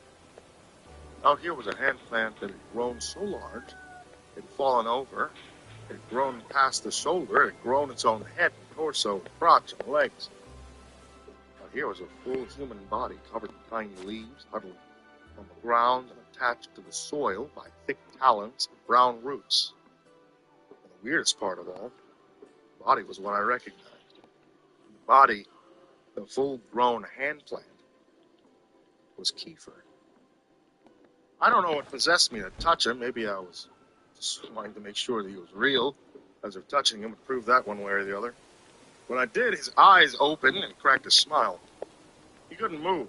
Roots had him firmly stuck in place, but this Kiefer plant could talk. And talk he did. We stayed out there talking for over an hour. Now, I won't go into everything the Kiefer plant said, but I will say this. There's something under the gas station, something big and powerful, something modern. I've been working for years in a cloud of this dark god's farts. It felt extra terrible setting the fully developed Kiefer plant on fire after I burned the rest of the crop hand plants. Honestly, what choice did I have? When I got back to the gas station, Spencer was waiting for me. He knew I knew, and I knew he knew I knew. I was halfway expecting what came next, but not expecting him to enjoy himself quite so much. Spencer locked the front doors, then proceeded to beat the crap out of me. I'd say I got a few good hits in as well, but that would be a huge lie. I don't think I laid a single finger on him. Although I did mess his knuckles up pretty good with my face, so I have that going for me. Spencer dragged me across the gas station to the hallway past the bathrooms, past the walk-in cooler to that big, strange door that I had only just noticed a couple weeks ago. If it were possible for me to pass out, I'm sure I would be unconscious by now. Why are you doing this? He banged on the door 3 times. There was a sound from the other side, then Spencer yelled, "Open up! Hey!" The door cracked open and Spencer dragged me into a room I'd never seen before. It looked like an old office. There was a desk next to a wall of monitors with security feeds from cameras I never knew existed. In the middle of a room with a large hole that looked like it had been created with a jackhammer. It's time for you to meet my boss. Spencer said as he dragged me to the edge of the hole. Kiefer, I said, which Spencer let out a hard laugh. Oh, not Kiefer. My boss put Kiefer out there and hired me to watch him. My boss is much bigger than some idiot politician. I half expected Spencer to go into a cliche movie villain exposition rant, but instead, he smarted me right into the hole. I think my leg's broken. At least I assume that's what the phone poking at me. But hey, I'm no doctor. I'd be really worried right now if it weren't for the fact that I stole Spencer's cell phone in the scuffle. And just as expected, Spencer has the same network as Kiefer. Somehow has service. I put in a call to Tom's direct number, so I'm sure he'll be along shortly. Until he gets here, I'm just passing the time updating my journals. Somebody just dropped the laptop into the hole with me. Maybe Spencer? He thinks I'm dead. Maybe I am. Again, I'm no doctor. Whoever it was, I think I have heard the sound of boots first clicking against the tile as he walked away. Guess I'll boot this thing up and start transcribing my journal before it's too late. Okay, that's the last of his journals. You're probably wondering yourself, where was Jerry while Spencer was beating the crap out of poor old Jack? Well, I had gone into town to see a movie. Yes, I went and watched Thor Ragnarok, and if you haven't seen it, go see it. It was awesome. I guess I'm lucky when I did, because otherwise that Spencer guy might have tossed me in the hole as well. I was the one that found Jack. I came back to the gas station. I couldn't find anyone here, so I went searching until I noticed that door at the edge of the hall cracked open just slightly. I also found a really poorly made bomb behind the register, but that didn't take long to disassemble. You can thank the mandatory bomb building classes of the mathematics program for that. No big deal, just me being my typical heroic self. I asked Carlos to help me haul Jack up out of the hole. Then Carlos moved him to an undisclosed location for a couple of days for his leg to mend. When he gets back, I'll let him have his laptop to continue its long thing. Till then, it's just me, Carlos, and the raccoons. How does Jack usually end these things? Oh yeah, to be continued. Edit. I just caught myself digging.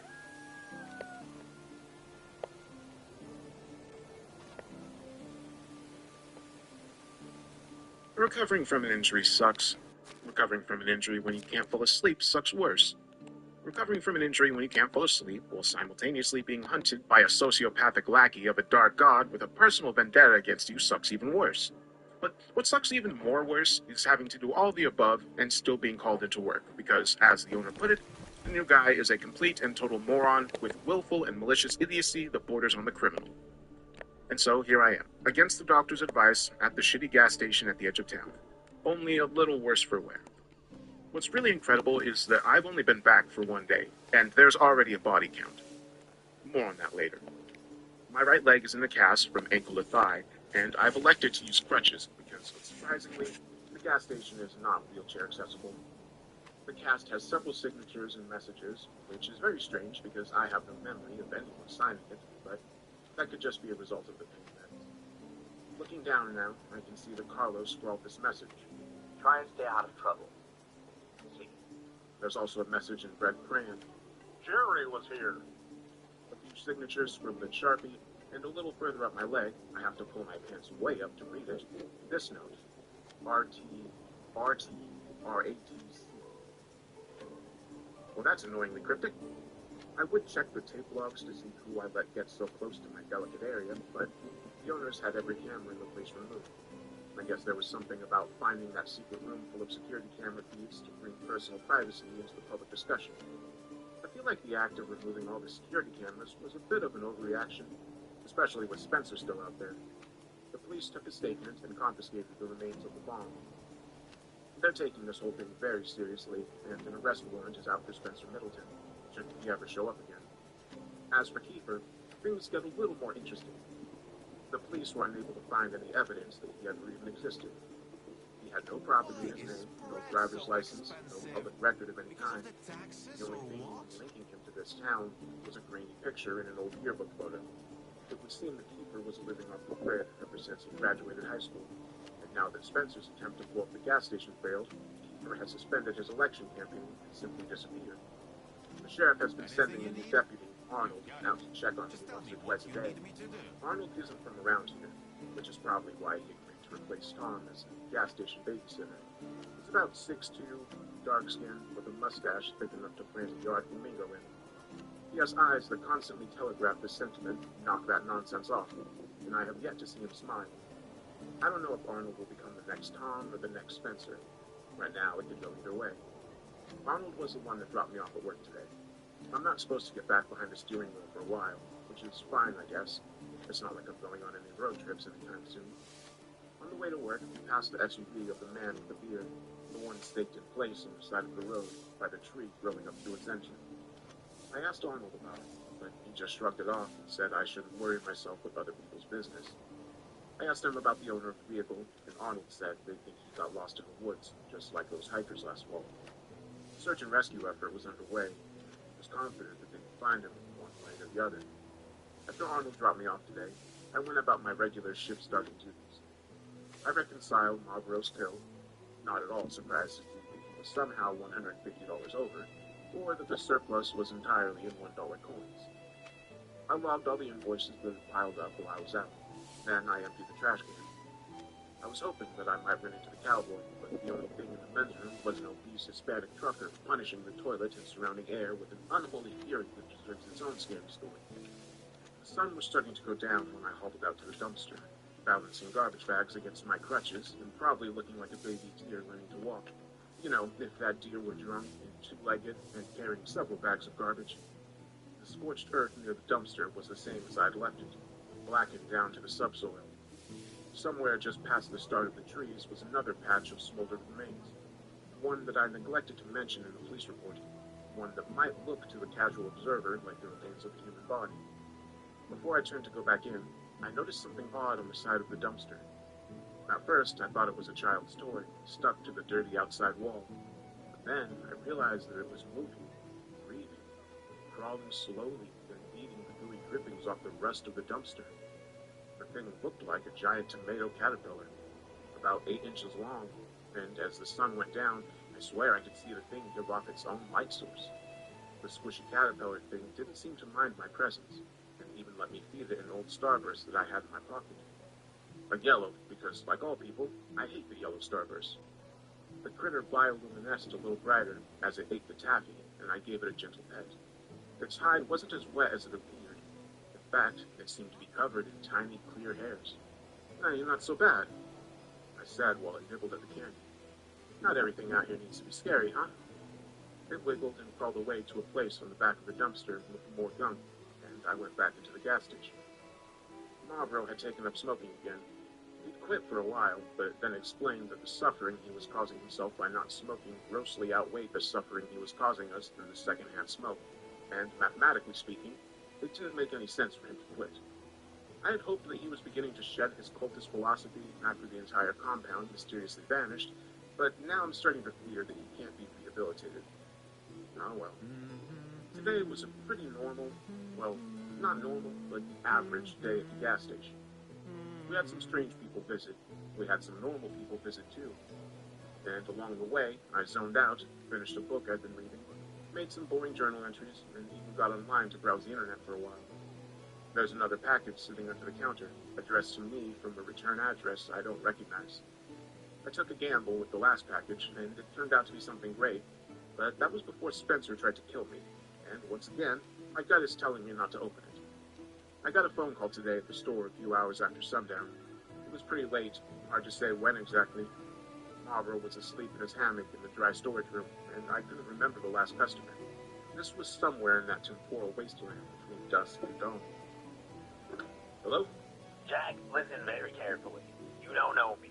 What I'm about to tell you will save your life, but only if you follow my instructions and do exactly what I say. In the drawer to your right is a pencil and paper. Get them and write this down. These are the rules to your survival. 1. Do not leave the gas station. Do not go outside under any circumstances. 2. Do not drink the tap water. Don't even touch it. Don't smell it. Don't look at it. It's bottled water from here on out. 3. Don't trust your eyes. 4. Barricade the... Hang on. Where'd you say the pen was? In a drawer to the right. My right or your right? Your right. How the hell would it be my right? I'm on the phone. Right then, I heard a car going home. It was old Mrs. Sistrom. She's another local, somewhere in the area of 100 years old, if I had to guess. And at this point, not much more than a skeleton wrapped in an ill-fitting skin suit with vibrant lipstick smeared all around the general mouth area. After her husband died, Mrs. Agatha Sistrom had taken to buying and collecting sports cars and oversized trucks and racing them around the outskirts of town at all hours of the night. Her most recent purchase was a brand new Ford F-550 with a painting of the Hulk in all of his green smashing glory along the side. In person, she was a sweet old lady, no taller than 4.5 feet. She wore special shoes to reach the gas pedals and always came to the gas station to fill up because she knew I'd help her pump her gas. Something she had never done before and wasn't interested in learning how to do. But 1 sec, I said to the voice on the other end of the phone. Be right back. Mrs. Sistrom needs me to top her off. Listen to me. Do not go outside. You go outside and you're dead. Do you hear me? I hear what you're saying, I said as I grabbed my crutches and got ready to leave. But I don't work for you. With that, I hung up the phone and went outside to help Mrs. Sistrom. Old Agatha was happy to see that I was back at work. Apparently Marlboro made her nervous. She said he was flirting at her and wouldn't stop smoking while he pumped her gas. Before she left, she gave me a case of empty light beers and asked if I would be a lamb and toss these for her. I can't say no to Agatha. When I got back around to toss her trash, I noticed something incredible. The glowworm from this morning had formed itself into an enormous cocoon against the back of the dumpster. I can't explain why exactly, but this filled me with some sort of, I don't know. What means the opposite of existential dread? Euphoria? Existential hope? Is that what optimism feels like? Again, I know it doesn't make any sense, but seeing the weird garbage-eating caterpillar thing begin the brave journey of transformation gave me this tingling feeling in my soul, like this was some kind of sign. Just when the caterpillar thought his world had come to an end, came a butterfly. My world felt like it has been coming to an end for a while too, little buddy. Maybe I'm also on the verge of metamorphosis. Maybe the world doesn't have to be strange and scary. Maybe it can be strange and cool. I decided that whatever hatched from the cocoon, be it a butterfly or a moth or a monster, I was going to name it Starburst. I hobbled myself back to the gas station and tossed one last look over my shoulder at the dumpster to see that one of the raccoons was stuffing the cocoon into its mouth. It devoured the whole thing in a couple of bites before making eye contact with me and dashing off into the woods.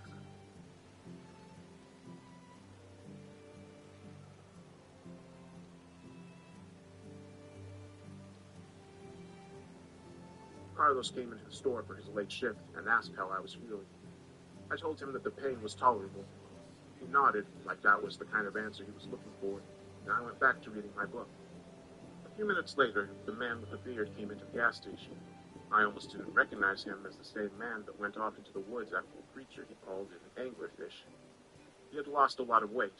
His beard wasn't nearly as well kept, and he smelled like he bathed in a bath of pee that someone farted in. Hey, you're still alive. Cool. Did I mention that the man was holding a pistol when he walked in? The thought crossed my mind for the briefest moment that I wondered what happened to his big gun. I didn't have time to ask. He quickly found the locks on the doors, used them, then covered the short distance to my register, gun extended and aimed at my face. I told you, do not go outside. You're lucky you're even alive. He screamed before grabbing the store phone and yanking it out of the wall. He threw it to the ground with a loud, satisfying smash and asked, Who else is in this building? Let me see, I said, thinking. There's you, and probably the other cashier, unless he went to town again. I saw one other car out there. Toyota. That yours? Nah, that's gotta be Carlos. Right on cue, Carlos walked out from the back and froze at the sight of the bearded man, still pointing a gun at my face. Carlos might have been tempted to take action if he hadn't been carrying a 50-pound bag of corn over his shoulder. Instead, he just raised his free hand and said softly, Hey man, we don't want no trouble. If you're after the cash, go ahead and take it. Ain't no heroes here. The bearded man laughed in an obnoxious way and said, Well, there's at least one. My name is Benjamin, and I'm here to save your sorry asses. Carlos and I made eye contact. A lot can be conveyed in just an instant if you know the person you're looking at. He was trying to see what I wanted to do. I was trying to tell him to relax. This was neither the worst nor the weirdest thing to happen in that room. Okay. What do you need us to do, Benjamin? There's something evil under this gas station, and nobody is leaving here until I understand what it is. Because I know that someone is working with that thing. I've seen it in my dreams. I know you have too. Well, he was wrong about one thing. Right then, Marlboro walked out of the dry storage closet, stretching and yawning. Benjamin snapped him into a chokehold before he knew what was going on and jammed the gun against his head. Are you listening to me? I just told you that the world as you know it is just a facade, and there's a devil here, and one of you is working for it. He looked at both of us for some kind of reaction, but I don't think he got the one he was looking for. I just shrugged and said, Me? Right then, Marlboro surprised the pants off everybody by half yelling, half laughing that he wasn't afraid to die. Before reaching up, grabbing the gun pressed against his head and pulling the trigger. I've seen a lot of weird stuff working at that shitty gas station. I've been nearly killed once or twice. I've watched the same guy die over and over in front of me. I've seen things that may or may not be real because I can't dream. And sometimes I wonder if my mind is making up for that in other ways. I've seen ball lightning, people with blue skin, a man with two heads, a talking dog, and an Elvis impersonator that may have been a little too convincing. I've seen so much weird stuff in that room, but this was the first time I ever saw a look of surprise like that on anybody's face, and it was absolutely priceless. What the hell is wrong with you people? Benjamin said, backing away from us. There's nothing wrong with us, said Marlboro, relieved to be free from the headlock. What the hell's wrong with your gun? How did you know I was out of ammo? I didn't. There was a loud thud as Carlos dropped the sack of corn. He was next to talk. I think maybe you should get out of here, pal. Well, you still can. Afraid I can't do that. Not until that thing is dead. And not until I heard a wet thunk before I saw anything, before Benjamin went limp and hit the ground. When my eyes caught up to the situation, I hoped that what I was seeing was a hallucination. But the look of fear on Carlos's face told me that this wasn't the case. The man standing behind Benjamin, holding a bloodied shovel, the man that just saved our bacon, was smiling into the delighted smile that he only ever made after inflicting the pain he just inflicted. Hey, Jack, said Spencer Middleton. you missed me? He stuck Carlos and Marlboro in the walk-in freezer. Marlboro is, and has always been, a go-with-the-flow kind of guy. So he went into the freezer voluntarily. Carlos put up a fight, which is why he ended up bruised and bloody and barely clinging to consciousness. From what I could see, Benjamin looked like he might be dead. At best, he was out cold in a slowly spreading pool of his own blood. Spencer pulled a couple of chairs out of storage and placed them both in front of the cash register, facing one another. He made me hobble over and sit down in one. Then he spun the other around to sit on it backwards, like a cool schoolteacher from the 90s. I just wanted you to know I'm not mad at you, and neither is he. He wanted me to relay that message. Spencer's face still had specks of blood on it from where he had beaten the shit out of Carlos. Your boss? Yeah. He was upset at you for what you did to Kiefer, and wanted me to show you what happens to bad children. You were supposed to meet him, but then that got all cooked up, huh? I guess it just wasn't my time to die. That's when the smile faded from Spencer's face. He shook his head at me and said, Die? No. You weren't supposed to die. You can't die. We need you. I saw some movement behind Spencer, but tried not to break eye contact. It was Benjamin. He was alive, and right now my best shot at getting out of this. He was moving slowly on the ground, regaining consciousness, but miraculously not making any noise. I tried to keep Spencer distracted. Your boss, tell me more about him. How did he find you? Who is he? Oh, he's got a lot of names. But you'll meet him soon enough. And this time, we will not be interrupted. And my friends? I don't care. They can join us. They can die. Makes no difference. By the way, Jack, I wanted to ask, did you guys ever figure out who placed that bomb? Yeah, the police took it. They know it was you. They know everything. Well, almost everything. Okay, in the grand scheme of things, they know very little, but they do know that you tried to kill me and you put a bomb in the gas station. Wrong on both accounts. If I wanted you dead, you'd be dead. A bomb? Seriously? Not my style. Spencer shook his head again. I think he had more to say to me, but I'll never know. Because right then, Benjamin yanked his head back and wiped a knife blade the size of a large chihuahua across his neck, neatly slicing his head halfway off. Blood erupted out in a couple spurts, and Spencer Middleton was no more. That's what you get, Taunted Benjamin as he flung Spencer's lifeless body onto the floor, his blood pouring out and mixing with all the rest. It was going to suck for whoever had to clean all this up.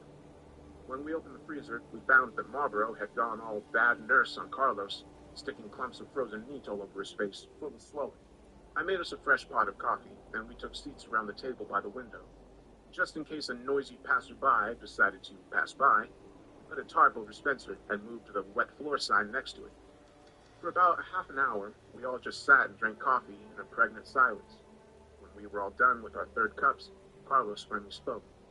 His jaw was swollen to hell, but he was still able to pronounce his words with only minor difficulty. So, why haven't we called the cops yet? This was clearly self-defense. I've got the face to prove it. Yeah, said Benjamin after some lengthy deliberation. yeah, let's call them. That would be good. But tomorrow, you and me need to have a serious talk, Jack. I called Arnold from the only phone in the building with any reception, Spencer's cell. The deputy listened to what I told him, just the most basic and simplified version of what had happened that night. And he said he would be on his way right after he got out of bed and put on some clothes. I called the owners next. They were not very happy. They told me next time I should call them first. Next time? Right now, the others are at their booth, staring out the window, and I'm sitting on my laptop, documenting the night while the memories are still fresh. I know this isn't over yet. I think the gas station is going to have to close for a day or two. But when it opens again, I'll be here, recording my journals and doing my best to ignore anyone who walks through those doors. I guess that means this is to be continued.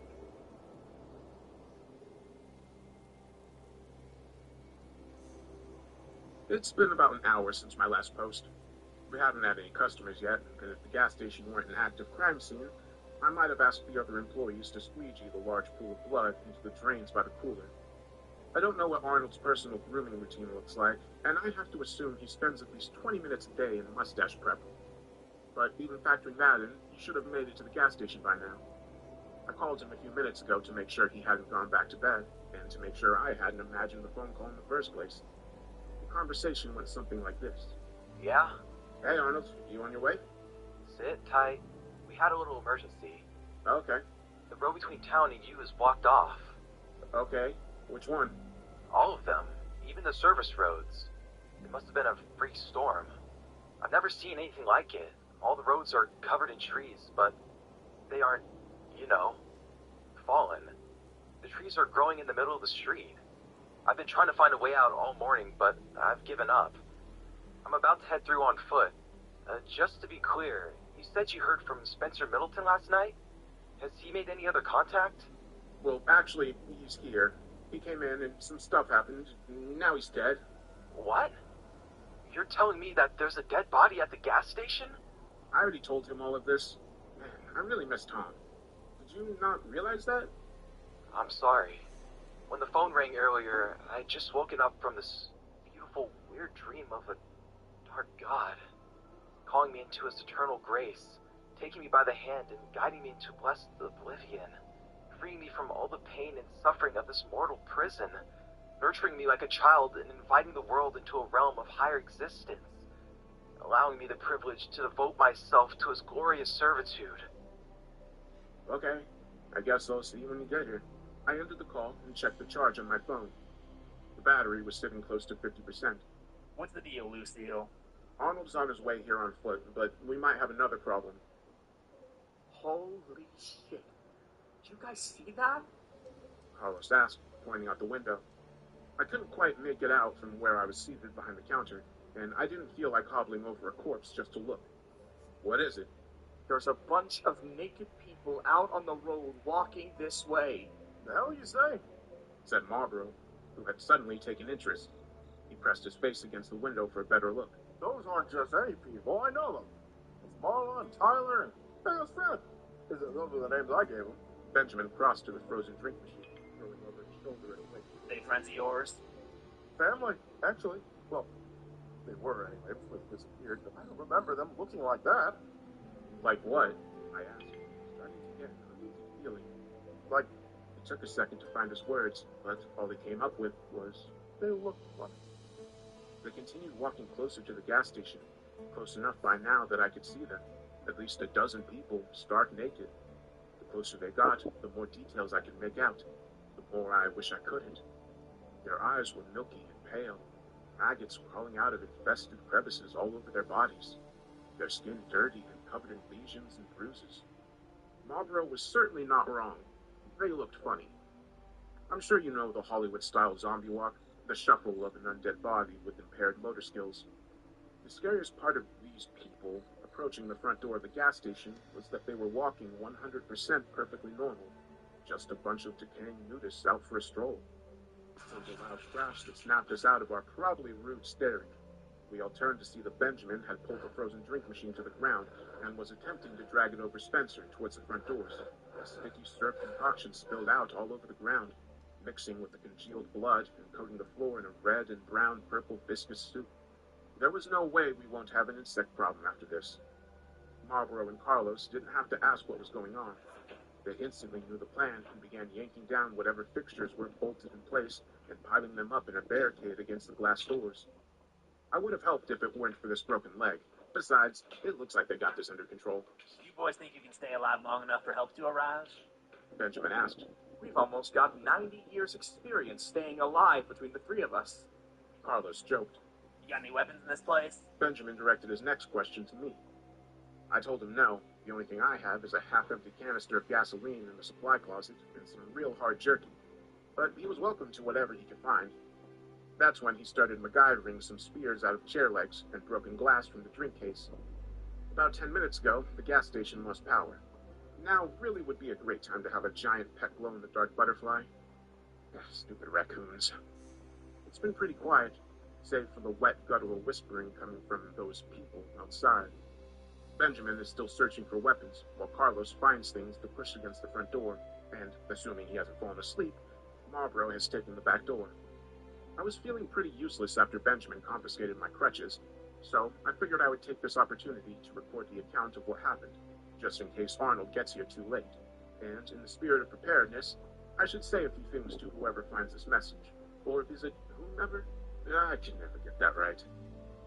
First, to the owners. I'm sorry about the mess. Second, to her. I'm sorry we didn't run into each other one last time. Third, to whomever keeps dumping tar in the ditch outside the gas station, I hate you. I guess that's all I have to say. It's been a weird, crazy ride. This is Jack from the gas station, signing off one last time. Hey, I didn't die. Sorry it's been so long since the last update. I just got my laptop back from the police.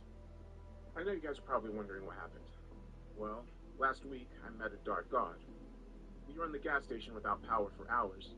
It's cold this time of year, so we huddled together around a plate of scented candles and ate pork rinds and canned beans. Marlboro almost dozed off a couple of times before Carlos decided to loot the energy pills behind the counter. He handed them out and we all took a few, washing them down with cold coffee and telling ourselves it was for alertness. But all they did for me was create a heartbeat arrhythmia. That sure would be funny if those things finally broke in here just to find the four of us dead from heart attacks. Well, not funny, but, you know. Carlos tried to strike up a conversation with Benjamin a couple of times, but the bearded man wasn't very social. You Army? Nah. I knew a guy. He was a ranger in the Army. You remind me of him. Alright. Those things out there. Any idea what we're dealing with? You ever see anything like that before? Nah. You got any family? Nah. I checked Spencer's phone throughout the day, but it wasn't getting any service anymore. I tried 911 a few times, but even that wouldn't go through. When the battery got to 5%, I turned it off. We might need it later for an emergency call. Eventually, the adrenaline and pills started to wear off, and I remembered that my leg was still healing from a complex fracture, and maybe I shouldn't have agreed to come back to work so soon. I did the cripple walk back to the front desk to grab my meds. While I was there, I spotted the still unopened gift wrap package on the shelf beneath the register. I decided to ignore it, and instead grabbed the employee whiskey bottle that was behind it. We told ourselves that this was for our nerves, but all it did for me was give me an even worse heartbeat arrhythmia. A few more hours passed. After we killed the first bottle, we opened another.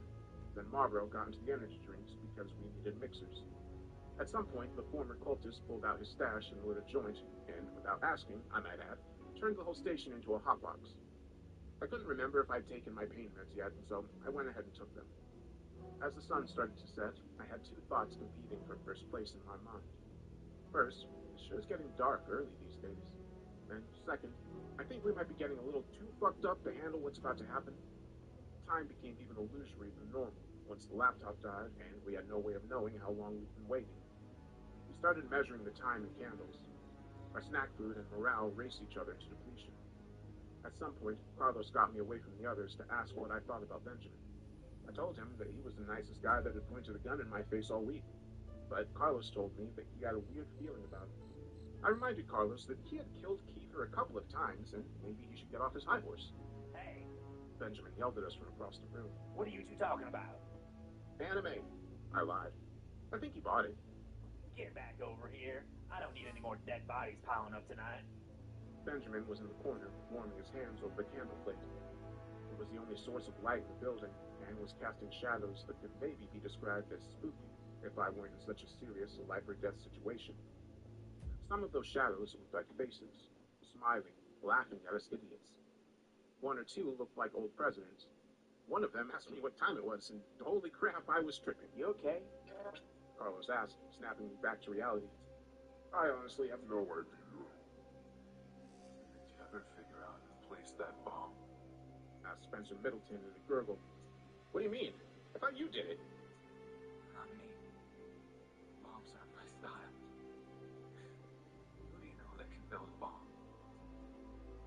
Where's Marlboro? Marlboro, the other employee. I looked to Carlos, who just shrugged and said, I don't know no Marlboro. How many of them pills did you take? Had I imagined Marlboro this entire time? Did I just Tyler Durden this guy into existence? I tried to sit down in the tarp, but it turned into me lying on my back while the room spun. I could feel the humid debris squish beneath the tarp fabric as I rested my head. How much of any of this was real anyway? My mouth's dry. All those years ago, the first doctor tried to prepare me for life with my condition. There weren't many other cases before me, so they didn't know exactly how everything would play out. But every case had a few of the same side effects. Of course, there would be weight loss, fatigue, headaches, all the signs of a normal psychological illness early on. As the condition developed, there would be more interesting side effects, hallucinations, memory loss, and the works. And of course, I can't be properly anesthetized. They tried in other cases to induce medical comas, but that just messed things up further. I'm always wide awake and halfway lucid during surgery.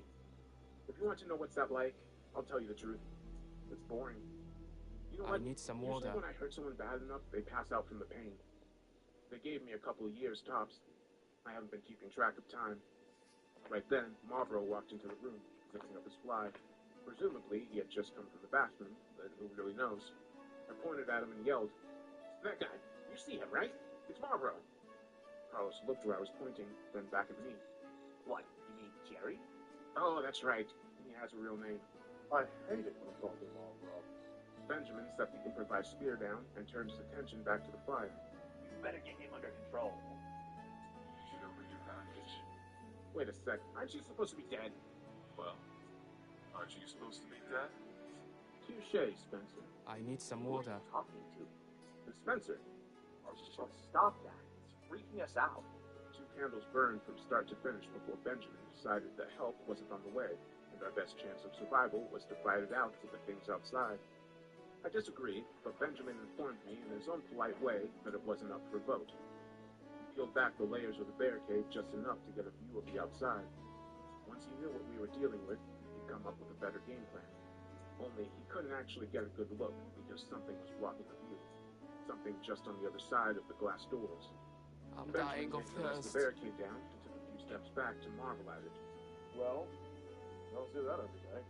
Nope, I can't do it. I'm sorry. His name's Marlboro. We were trapped there, inside the gas station. On the other side of the doors, a network of trees had grown together, twisted into knots and pressed against the glass. They were so densely pressed into a single wall of tree trunks that not even light could get through. For all we knew, it could have been daytime outside. We have to get out of here. We checked the back door, but it was the same thing. I often wondered how long a person could survive inside the gas station without any new supplies coming in. I'd run the scenario in my head a million times. On boring nights, what else is there to do? I'd run the thought experiment for countless different contexts. How long could I survive if the gas station were transported back in time to another planet? If there were a zombie apocalypse, etc. What I had deduced was that, under ideal circumstances, I could live off the supplies on hand for 4 years if I could find a source of water. 6 weeks if not. These were not ideal circumstances. We had already smashed up, weaponized, or eaten almost all of our supplies. If we were trapped here, it wouldn't take long for us to go all Donner Party on each other. While I was pondering this in the hallway by the cooler, we heard the sound of glass shattering from the main room. Benjamin raised his spear and led the way back. The wall of trees was still there on the other side of the doors. Our mess was still there. Everything was as we left it, with no exception. The tarp was pulled back, and Spencer's body was gone. A series of footprints coagulated in blood leading from where he should have been to the shattered glass of the front door. Like he had just gotten up, walked over, and was absorbed into the trees. Need you boys to think real hard. Is there any other way out of this place? Well, Marlboro started. I shot him a look and shook my head, but I guess he couldn't see it in the dim candlelight. Or maybe he was just too dense to understand. There's that hole. I haven't been drinking enough today. The hole? The secret room? Back here, past the cooler? Secret room? Yeah, right over here. Marlboro pointed at the blank space in the wall where the door used to be. The owners had decided that the smartest thing they could do when they found out about the secret room was remove the door, build a good old-fashioned wall, and forget all about it. But that only works if everyone agrees to forget about it, Marlboro. You're telling me there's a secret room behind there? And a hole in that room that we can maybe fit inside and escape? Why did I'm you boys tell me thirsty. this earlier? He didn't wait for an answer.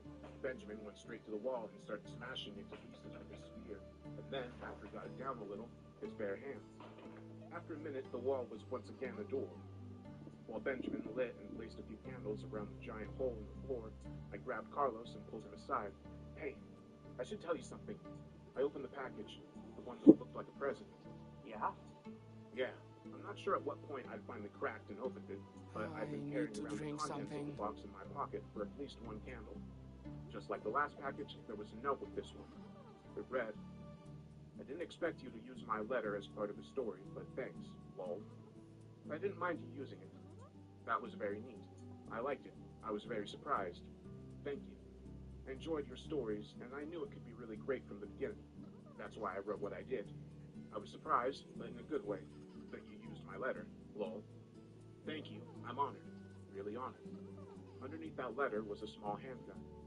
I knew enough about pistols from playing video games to know how to check the clip, and sure enough, it was loaded. I showed the gun to Carlos, who said, That's a Ruger 380. Is that good?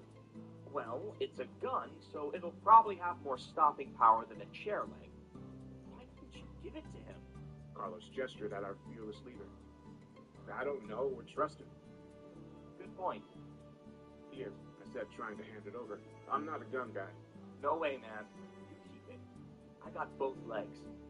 You need it more than me. Benjamin yelled at us from the secret room. Y'all ready or what? Time to see what's down here. It's time for a beverage. I may have neglected to mention that it was a 10-foot drop to the cave floor below. I also may have taken a little pleasure in the sound of him crash landing and the pained moan that followed. For the rest of us, we rolled up a tarp and put some knots into it like a poor man's rope ladder. And I have to give credit to tarps. Those things are incredibly useful. We had spent hours above ground in a room with a dead body, unrefrigerated food, and Benjamin's body odor. We were all eating canned beans, and I think somebody probably threw up in the garbage can. My point is this. We were all smelling pretty bad. I could really To the do with point a where I was drink. doubting that I still had a sense of smell. But once we went into that hole, I knew for a fact that we hadn't. The smell down there made our gas station funk seem like cologne. The very worst putrid odors from the storm drains around the station were nothing compared to this. Is it possible for a smell to be heavy? Because that's the best word I can think of for it. Not thick, just heavy. Carlos and Marlboro took turns barking. It's They time were for a done. beverage. Benjamin handed up the torches he had made from gasoline-soaked rags and chair legs. I don't know what that guy's deal is, but he sure is crafty. The cave was a straight tunnel. The cave was a straight tunnel starting under the gas station and heading away from town. It was plenty tall enough for all of us to stand comfortably, and there was a slight incline, taking us downhill as we walked further into the hole. What the hell is this? Benjamin asked after about 20 feet. He waved his torch at the wall, and I saw somebody had spray-painted a message on the cave wall in red. It said in shaky handwriting, Rita the raccoon ate the cocoon. I said it a few times in my head and was pissed off at just how close it came to rhyming, but didn't, like a song slightly off-key. The handwriting was eerily familiar, especially that capital R, but I couldn't remember why. There was another lawn gnome on the ground beneath it. We continued further into the cave, Benjamin way ahead of us, me bringing up the tail, hobbling along as best I could with just a single crutch. The deeper we went, the narrower the cave, the stronger the smell. Nothing about being down here away from the gas station felt like an improvement from our previous situation, but it wasn't until we made it to the tree that I really decided that we had messed up. I don't know how long we'd been walking down there, maybe a half mile or so. Crutch miles feel a lot longer than normal miles, but we eventually came upon an enormous black tree taking up the width of the cave. It looked like one of those 1,000-year-old sequoias, big enough to put a 2-lane road through. Holy shit. Enunciated Benjamin. I was the last to see what everyone else was wide-eyed and gawking at. The tree, in addition to being enormous, had some characteristics that you wouldn't expect a tree to have, specifically human body parts. A few arms and legs poking out at random spots, and, right at eye level, a human face. Hey, I know that guy. It's Patrick, said Marlboro. He touched Patrick's face, and it peeled off and plopped to the ground like a wet Halloween mask. I don't think he's going to make it. Benjamin said as he pulled something out of his jacket pocket and stuck it to the tree. What is that? Surprisingly, it was Marlboro who answered. That looks like C4 plastic explosives to me. Benjamin chuckled. Wow, you win the prize for that one, Rain Man. Yeah, it's the last of my explosives. I've been trying to kill this thing one piece at a time for the last week, but it just keeps growing back. I have to kill the root system, blow it up again, kill the brain so the rest of the network will die. That was you that put the bomb in the gas station. Yeah, well, back then I thought the building was the epicenter of this whole thing. Hey, Jack was still in the building when you planted that. I know. Guys? Marlboro tried to get their attention, but it wasn't working. You knew? He would have died if that thing went off. Guys! Look, assholes, this is war. And in war, there are always casualties. You can't make peanut butter without smashing a few nuts. Hey, guys! What? I'm a little busy. Marlboro pointed back the way we came. We all turned to see Spencer standing in the middle of the path, a wicked smile on his face. You miss me? Carlos screamed at me. Jack! The gun! I pulled the weapon out of my pocket and chucked it as hard as I could. It smacked Spencer right in the face and he fell over. I was very proud for the 2 seconds it took me to realize what I had done wrong. What came next almost happened too quickly for me to comprehend. Something burst out of the wall next to us. An enormous object the size of a car and mostly hand-shaped. It wrapped its giant fingers around the other three and pulled them into the wall. And then I was falling. The earth had opened up below me and I was sliding through a dark tunnel. No, I was being pulled. More like swallowed, really. It went for a while, dirt filling my nose and ears and mouth. Then whatever it was spit me out into a pitch-black room, a rocky, wet piece of ground. I landed on my bad leg and probably broke it again. Well, I thought, at least this time I managed to hit Spencer. As far as last moments on Earth go, this was a slight improvement over last week. The room I was in was cool, not cold, and cavernous. I could hear my breath echoing off the walls. I could also hear something else breathing. All at once I became aware of another presence down there, an entity in the room with me. It was hard to explain, in the same way I remember it being hard to explain a dream right before you wake up. It's something you have to experience to understand. But the feeling was something like being plunged into a shared consciousness with another intelligence that was putting thoughts directly into my head. Of course, it might have just been all the drugs. Welcome to my home, Came a loud voice from somewhere in the pitch-black room. I'm sorry it's taken this long for us to meet face to face. I can't see anything. Yeah, what part of God don't you understand? Oh shit, I'm in the throne room of a dark god, and he sounds like an internet troll. I guess that makes sense. Might as well get this over with. Do you think maybe you could turn on some lights so I can actually see who I'm talking to? He let out a very human-sounding sigh. Out of nowhere, the entire room turned into an intense, furious, bright white. All I could see was pure light. I covered my eyes, but even then I could see the bones of my hands through my eyelids. Even with the meds, that sure hurt. Too bright! Too bright! I yelled. Split the difference? Wow. I didn't realize that you were going to be such a big baby. And then, just as suddenly, the brightness relented. After a moment, my pupils adjusted, and I could see what I'd been talking to. Behold, and tremble before the dark god. He, if it was a he, I'm just going off the sound of his voice, was about the size of an elephant, swollen and round with a tanned yellow hide. The best animal I could think to compare him to would be an enormous tick, with 6 rows of stubby legs on either side, 6 rows of sagging breasts, and a human-sized head on top. The head contained a somewhat human face and no neck. The body connected to the earth at the widest point of its stomach, like it was half buried. And to top the whole thing off, he had a red mohawk. He smiled at me. What do you think? About what? My hair. Isn't it amazing? He looked up at his mohawk. I guess? You guess? Do you have any idea how much effort I put into doing my hair like this? You know what? It's fine. I shouldn't have wasted my time trying to impress you. That's on me. Okay, I said, attempting to push myself to my feet, only to remember that my leg was pretty broken. I was immobilized, underground, high, and without any weapons. There really was no chance of escape. If you're gonna kill me, do you mind just getting it over with? What is it with you people? So untrusting, so prejudiced. Why is it that at any time you see something you don't understand, you think it's kill or be killed? I'm not the monster here. I can see into your soul. I've seen your sins. Remember that time when you were 15 and you keyed the principal's car? No. Really? Maybe that wasn't you. Humans all look a lot alike. Why am I here? Why did you drag me underground? Because, Jack, I can't find any other way of talking to you, and I want to tell you to stop killing my children. You burned up so many of us, and what did we even do to you? Huh? The Kiefer plants? Yeah, just backups, because that idiot is so clumsy. They're harmless, though. I've been trying to put some people in office so I can get a little political influence in this awful town. To take over the world? I asked, even though I was starting to see where this conversation was going. No. I want to pressure the city council to cut back on logging. I'm trying to save the world. But you and your awful friends keep killing us and trying to blow me up. But Spencer, he beat the shit out of me. That guy is awful, and he's following your orders? Excuse me for thinking that people have the potential to be rehabilitated. I hired Spencer because I needed someone to protect Kiefer. And I gave him very specific orders not to kill anyone, which he agreed to. But you've killed tons of people, the cultists, their entire compound. Yeah, actually, no. I hate to be the one to say this, but those guys killed themselves.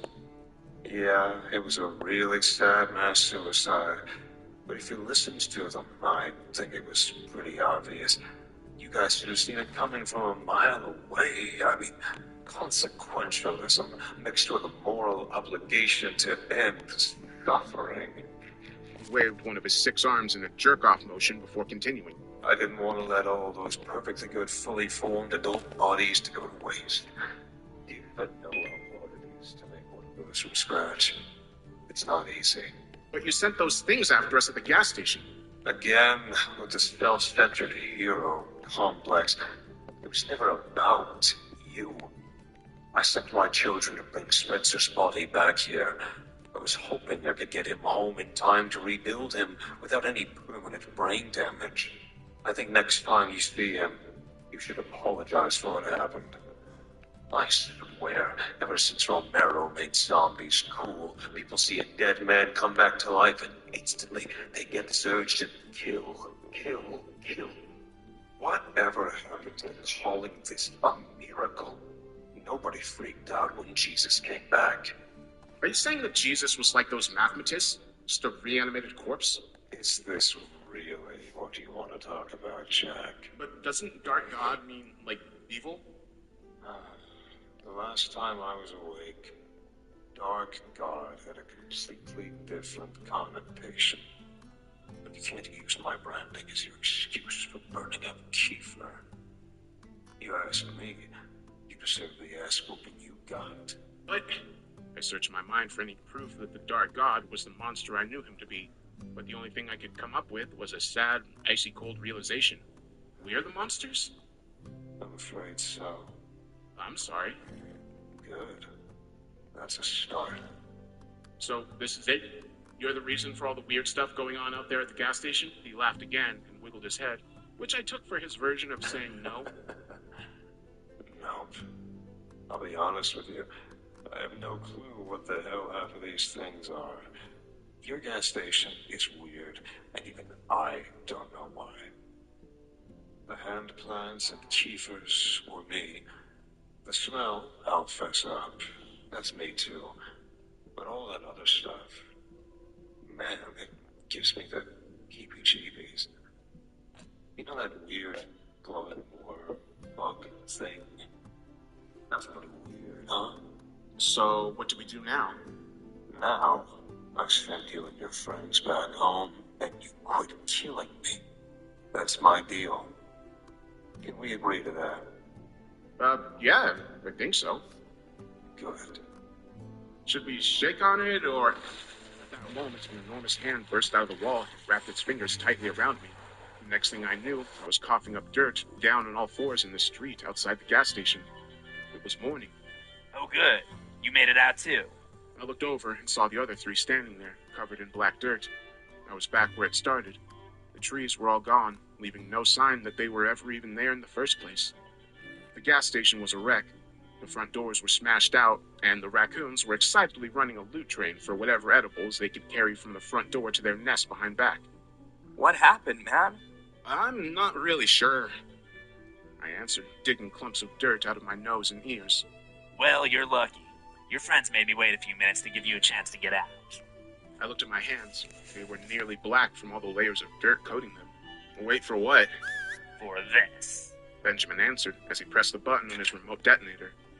Somewhere deep in the woods came an explosion that rocked the earth and sent birds flying into the sky. Carlos's car alarm went off and the pavement cracked. A black cloud slowly started to fill the sky, and I felt something inside my mind scream and die.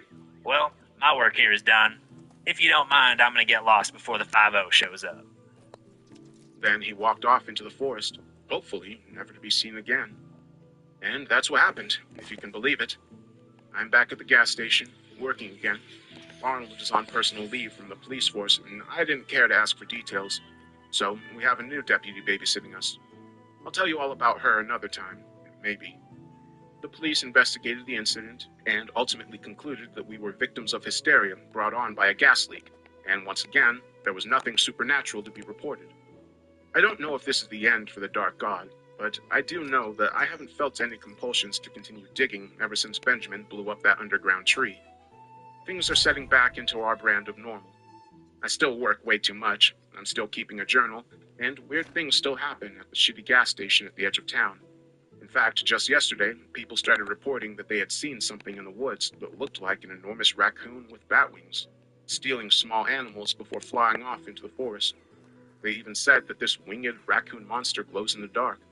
Marlborough came up to me and asked, You know, there's a guy in the bathroom dressed like a cowboy. I assured him that I did not know that. This may be the last update for a while. It's going to be a lot of work putting this place back together, and I've got a new crew of part-timers to train. So, until next time.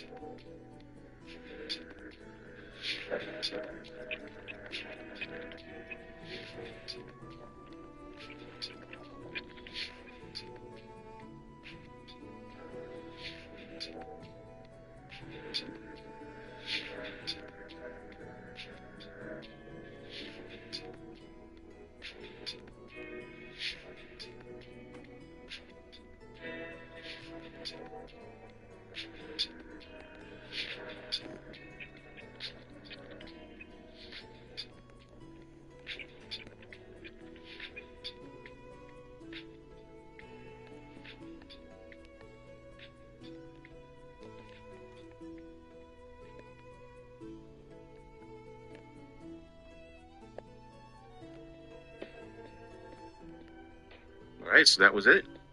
This was a really fun story to do. I really like the type of stories where it's like a bit scary but also kind of funny.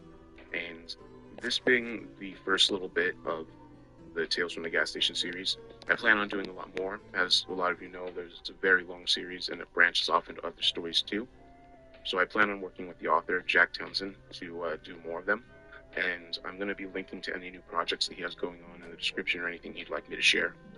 But I think it turned out really good, and it was really awesome working with these other channels. If you don't want to wait for my version of the future parts, Mr. Creepypasta has done a lot of it already, so you can see his version if you just want to go ahead and just hear what happens next. But I do plan on doing more, so yeah, I'll keep everyone updated on how that goes. With this one, I tried to do kind of a more chill ambience. You might have noticed that a lot of the music is kind of like lo-fi music or like beats and stuff like that, kind of calmer, but then You know, it still does have the ominous music, and there was that kind of like creepy ominous beat that I made too that happens sometimes. And I plan on finishing up those songs and uploading them. And the artwork for the video, I commissioned that from an artist, and I'm going to be using it to make some new merch like hoodies and shirts. So that should be up too, and I'll share that when it is. But yeah, I'm so excited to see what you all thought of the story and the narration. Keep an eye out for more parts. I'm going to start working on the next one pretty soon here. I have a few other videos that I'm going to be doing too shortly. There should be another one out closer to the end of the week. And yeah, I'll be in the comments like I normally am. And with that said, have a great day.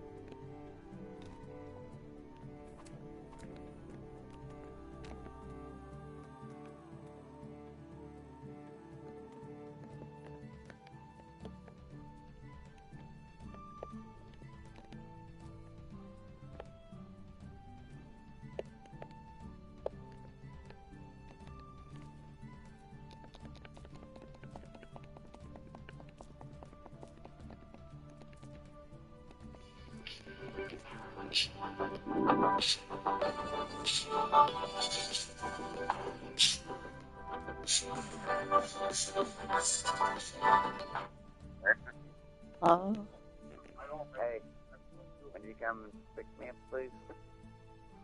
I couldn't drop you back off here? No, alright, you pick me up. What? Just come pick me up. Bring dog with you if you want. Oh, love you. Just take your time. I love you too. Text me when you're outside. Yeah. Love I you. love you. Bye, babe.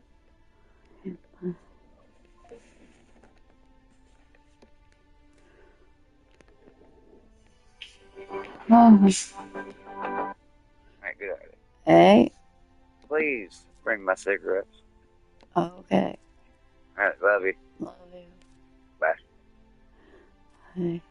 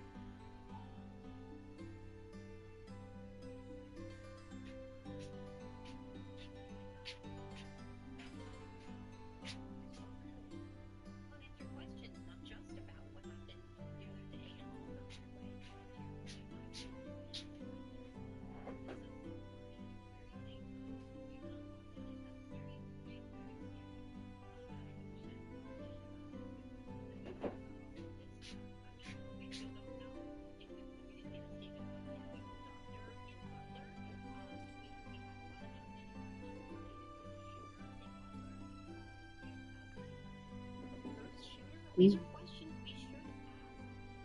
Unfortunately, we didn't find again. A real commentary on where we are as a country and as a world right now that we can't necessarily trust at face value what this administration is telling us, and particularly as it pertains to guns and safety. Yes, and I think that it would be incumbent on all of us to ask what the answer is. I'm sorry, but if we draw the line between innocent being detained and allowing civilians to live and prosper freely and openly with Canadians, and then protecting this country with firearms to murder members of the president, it is absolutely fact-based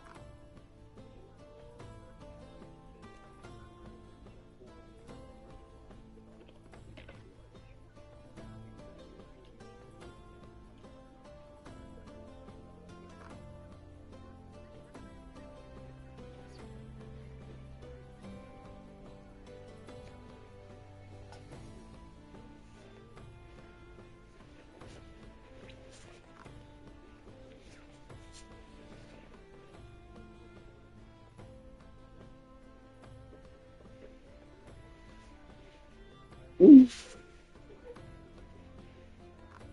What you want? No. Country and try to kill people and Because allegedly the try to killer kill people in Trump's retweeted cabinet. you. Because the killer shared your post calling to nullify the results of the 2024 election. Oh my goodness.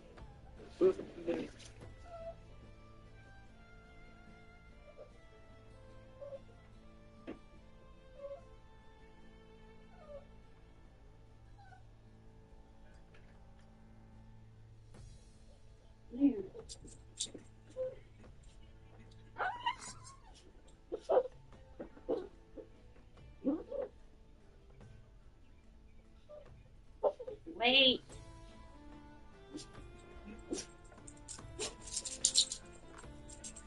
Wait.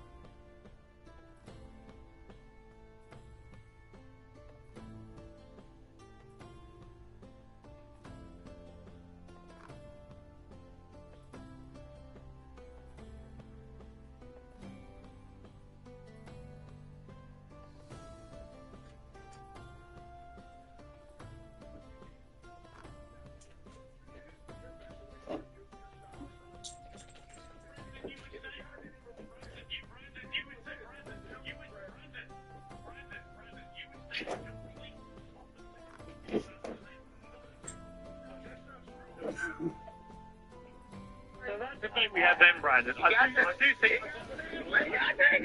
On the video. Hang on. Let me. Brandon, the point I would make is, as I said then, if it was the other way around, you would say the opposite, and you.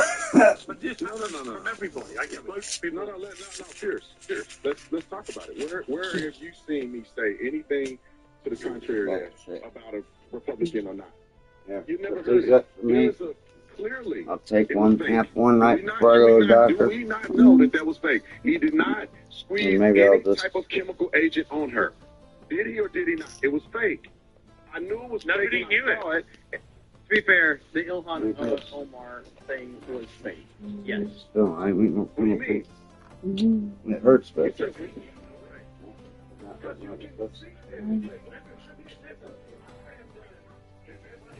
there's your car. I see it. What? I have done investigations so many times in my career. I've investigated violent crimes. I've looked at surveillance videos.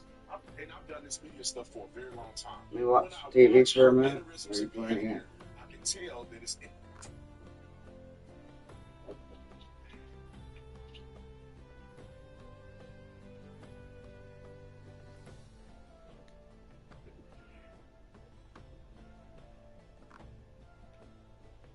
I won't watch it for very long. Smoke a joint. Yeah, paper something.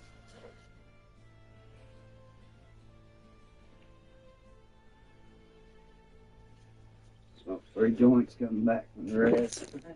I'm gonna smoke a little high as hell. That shark nice.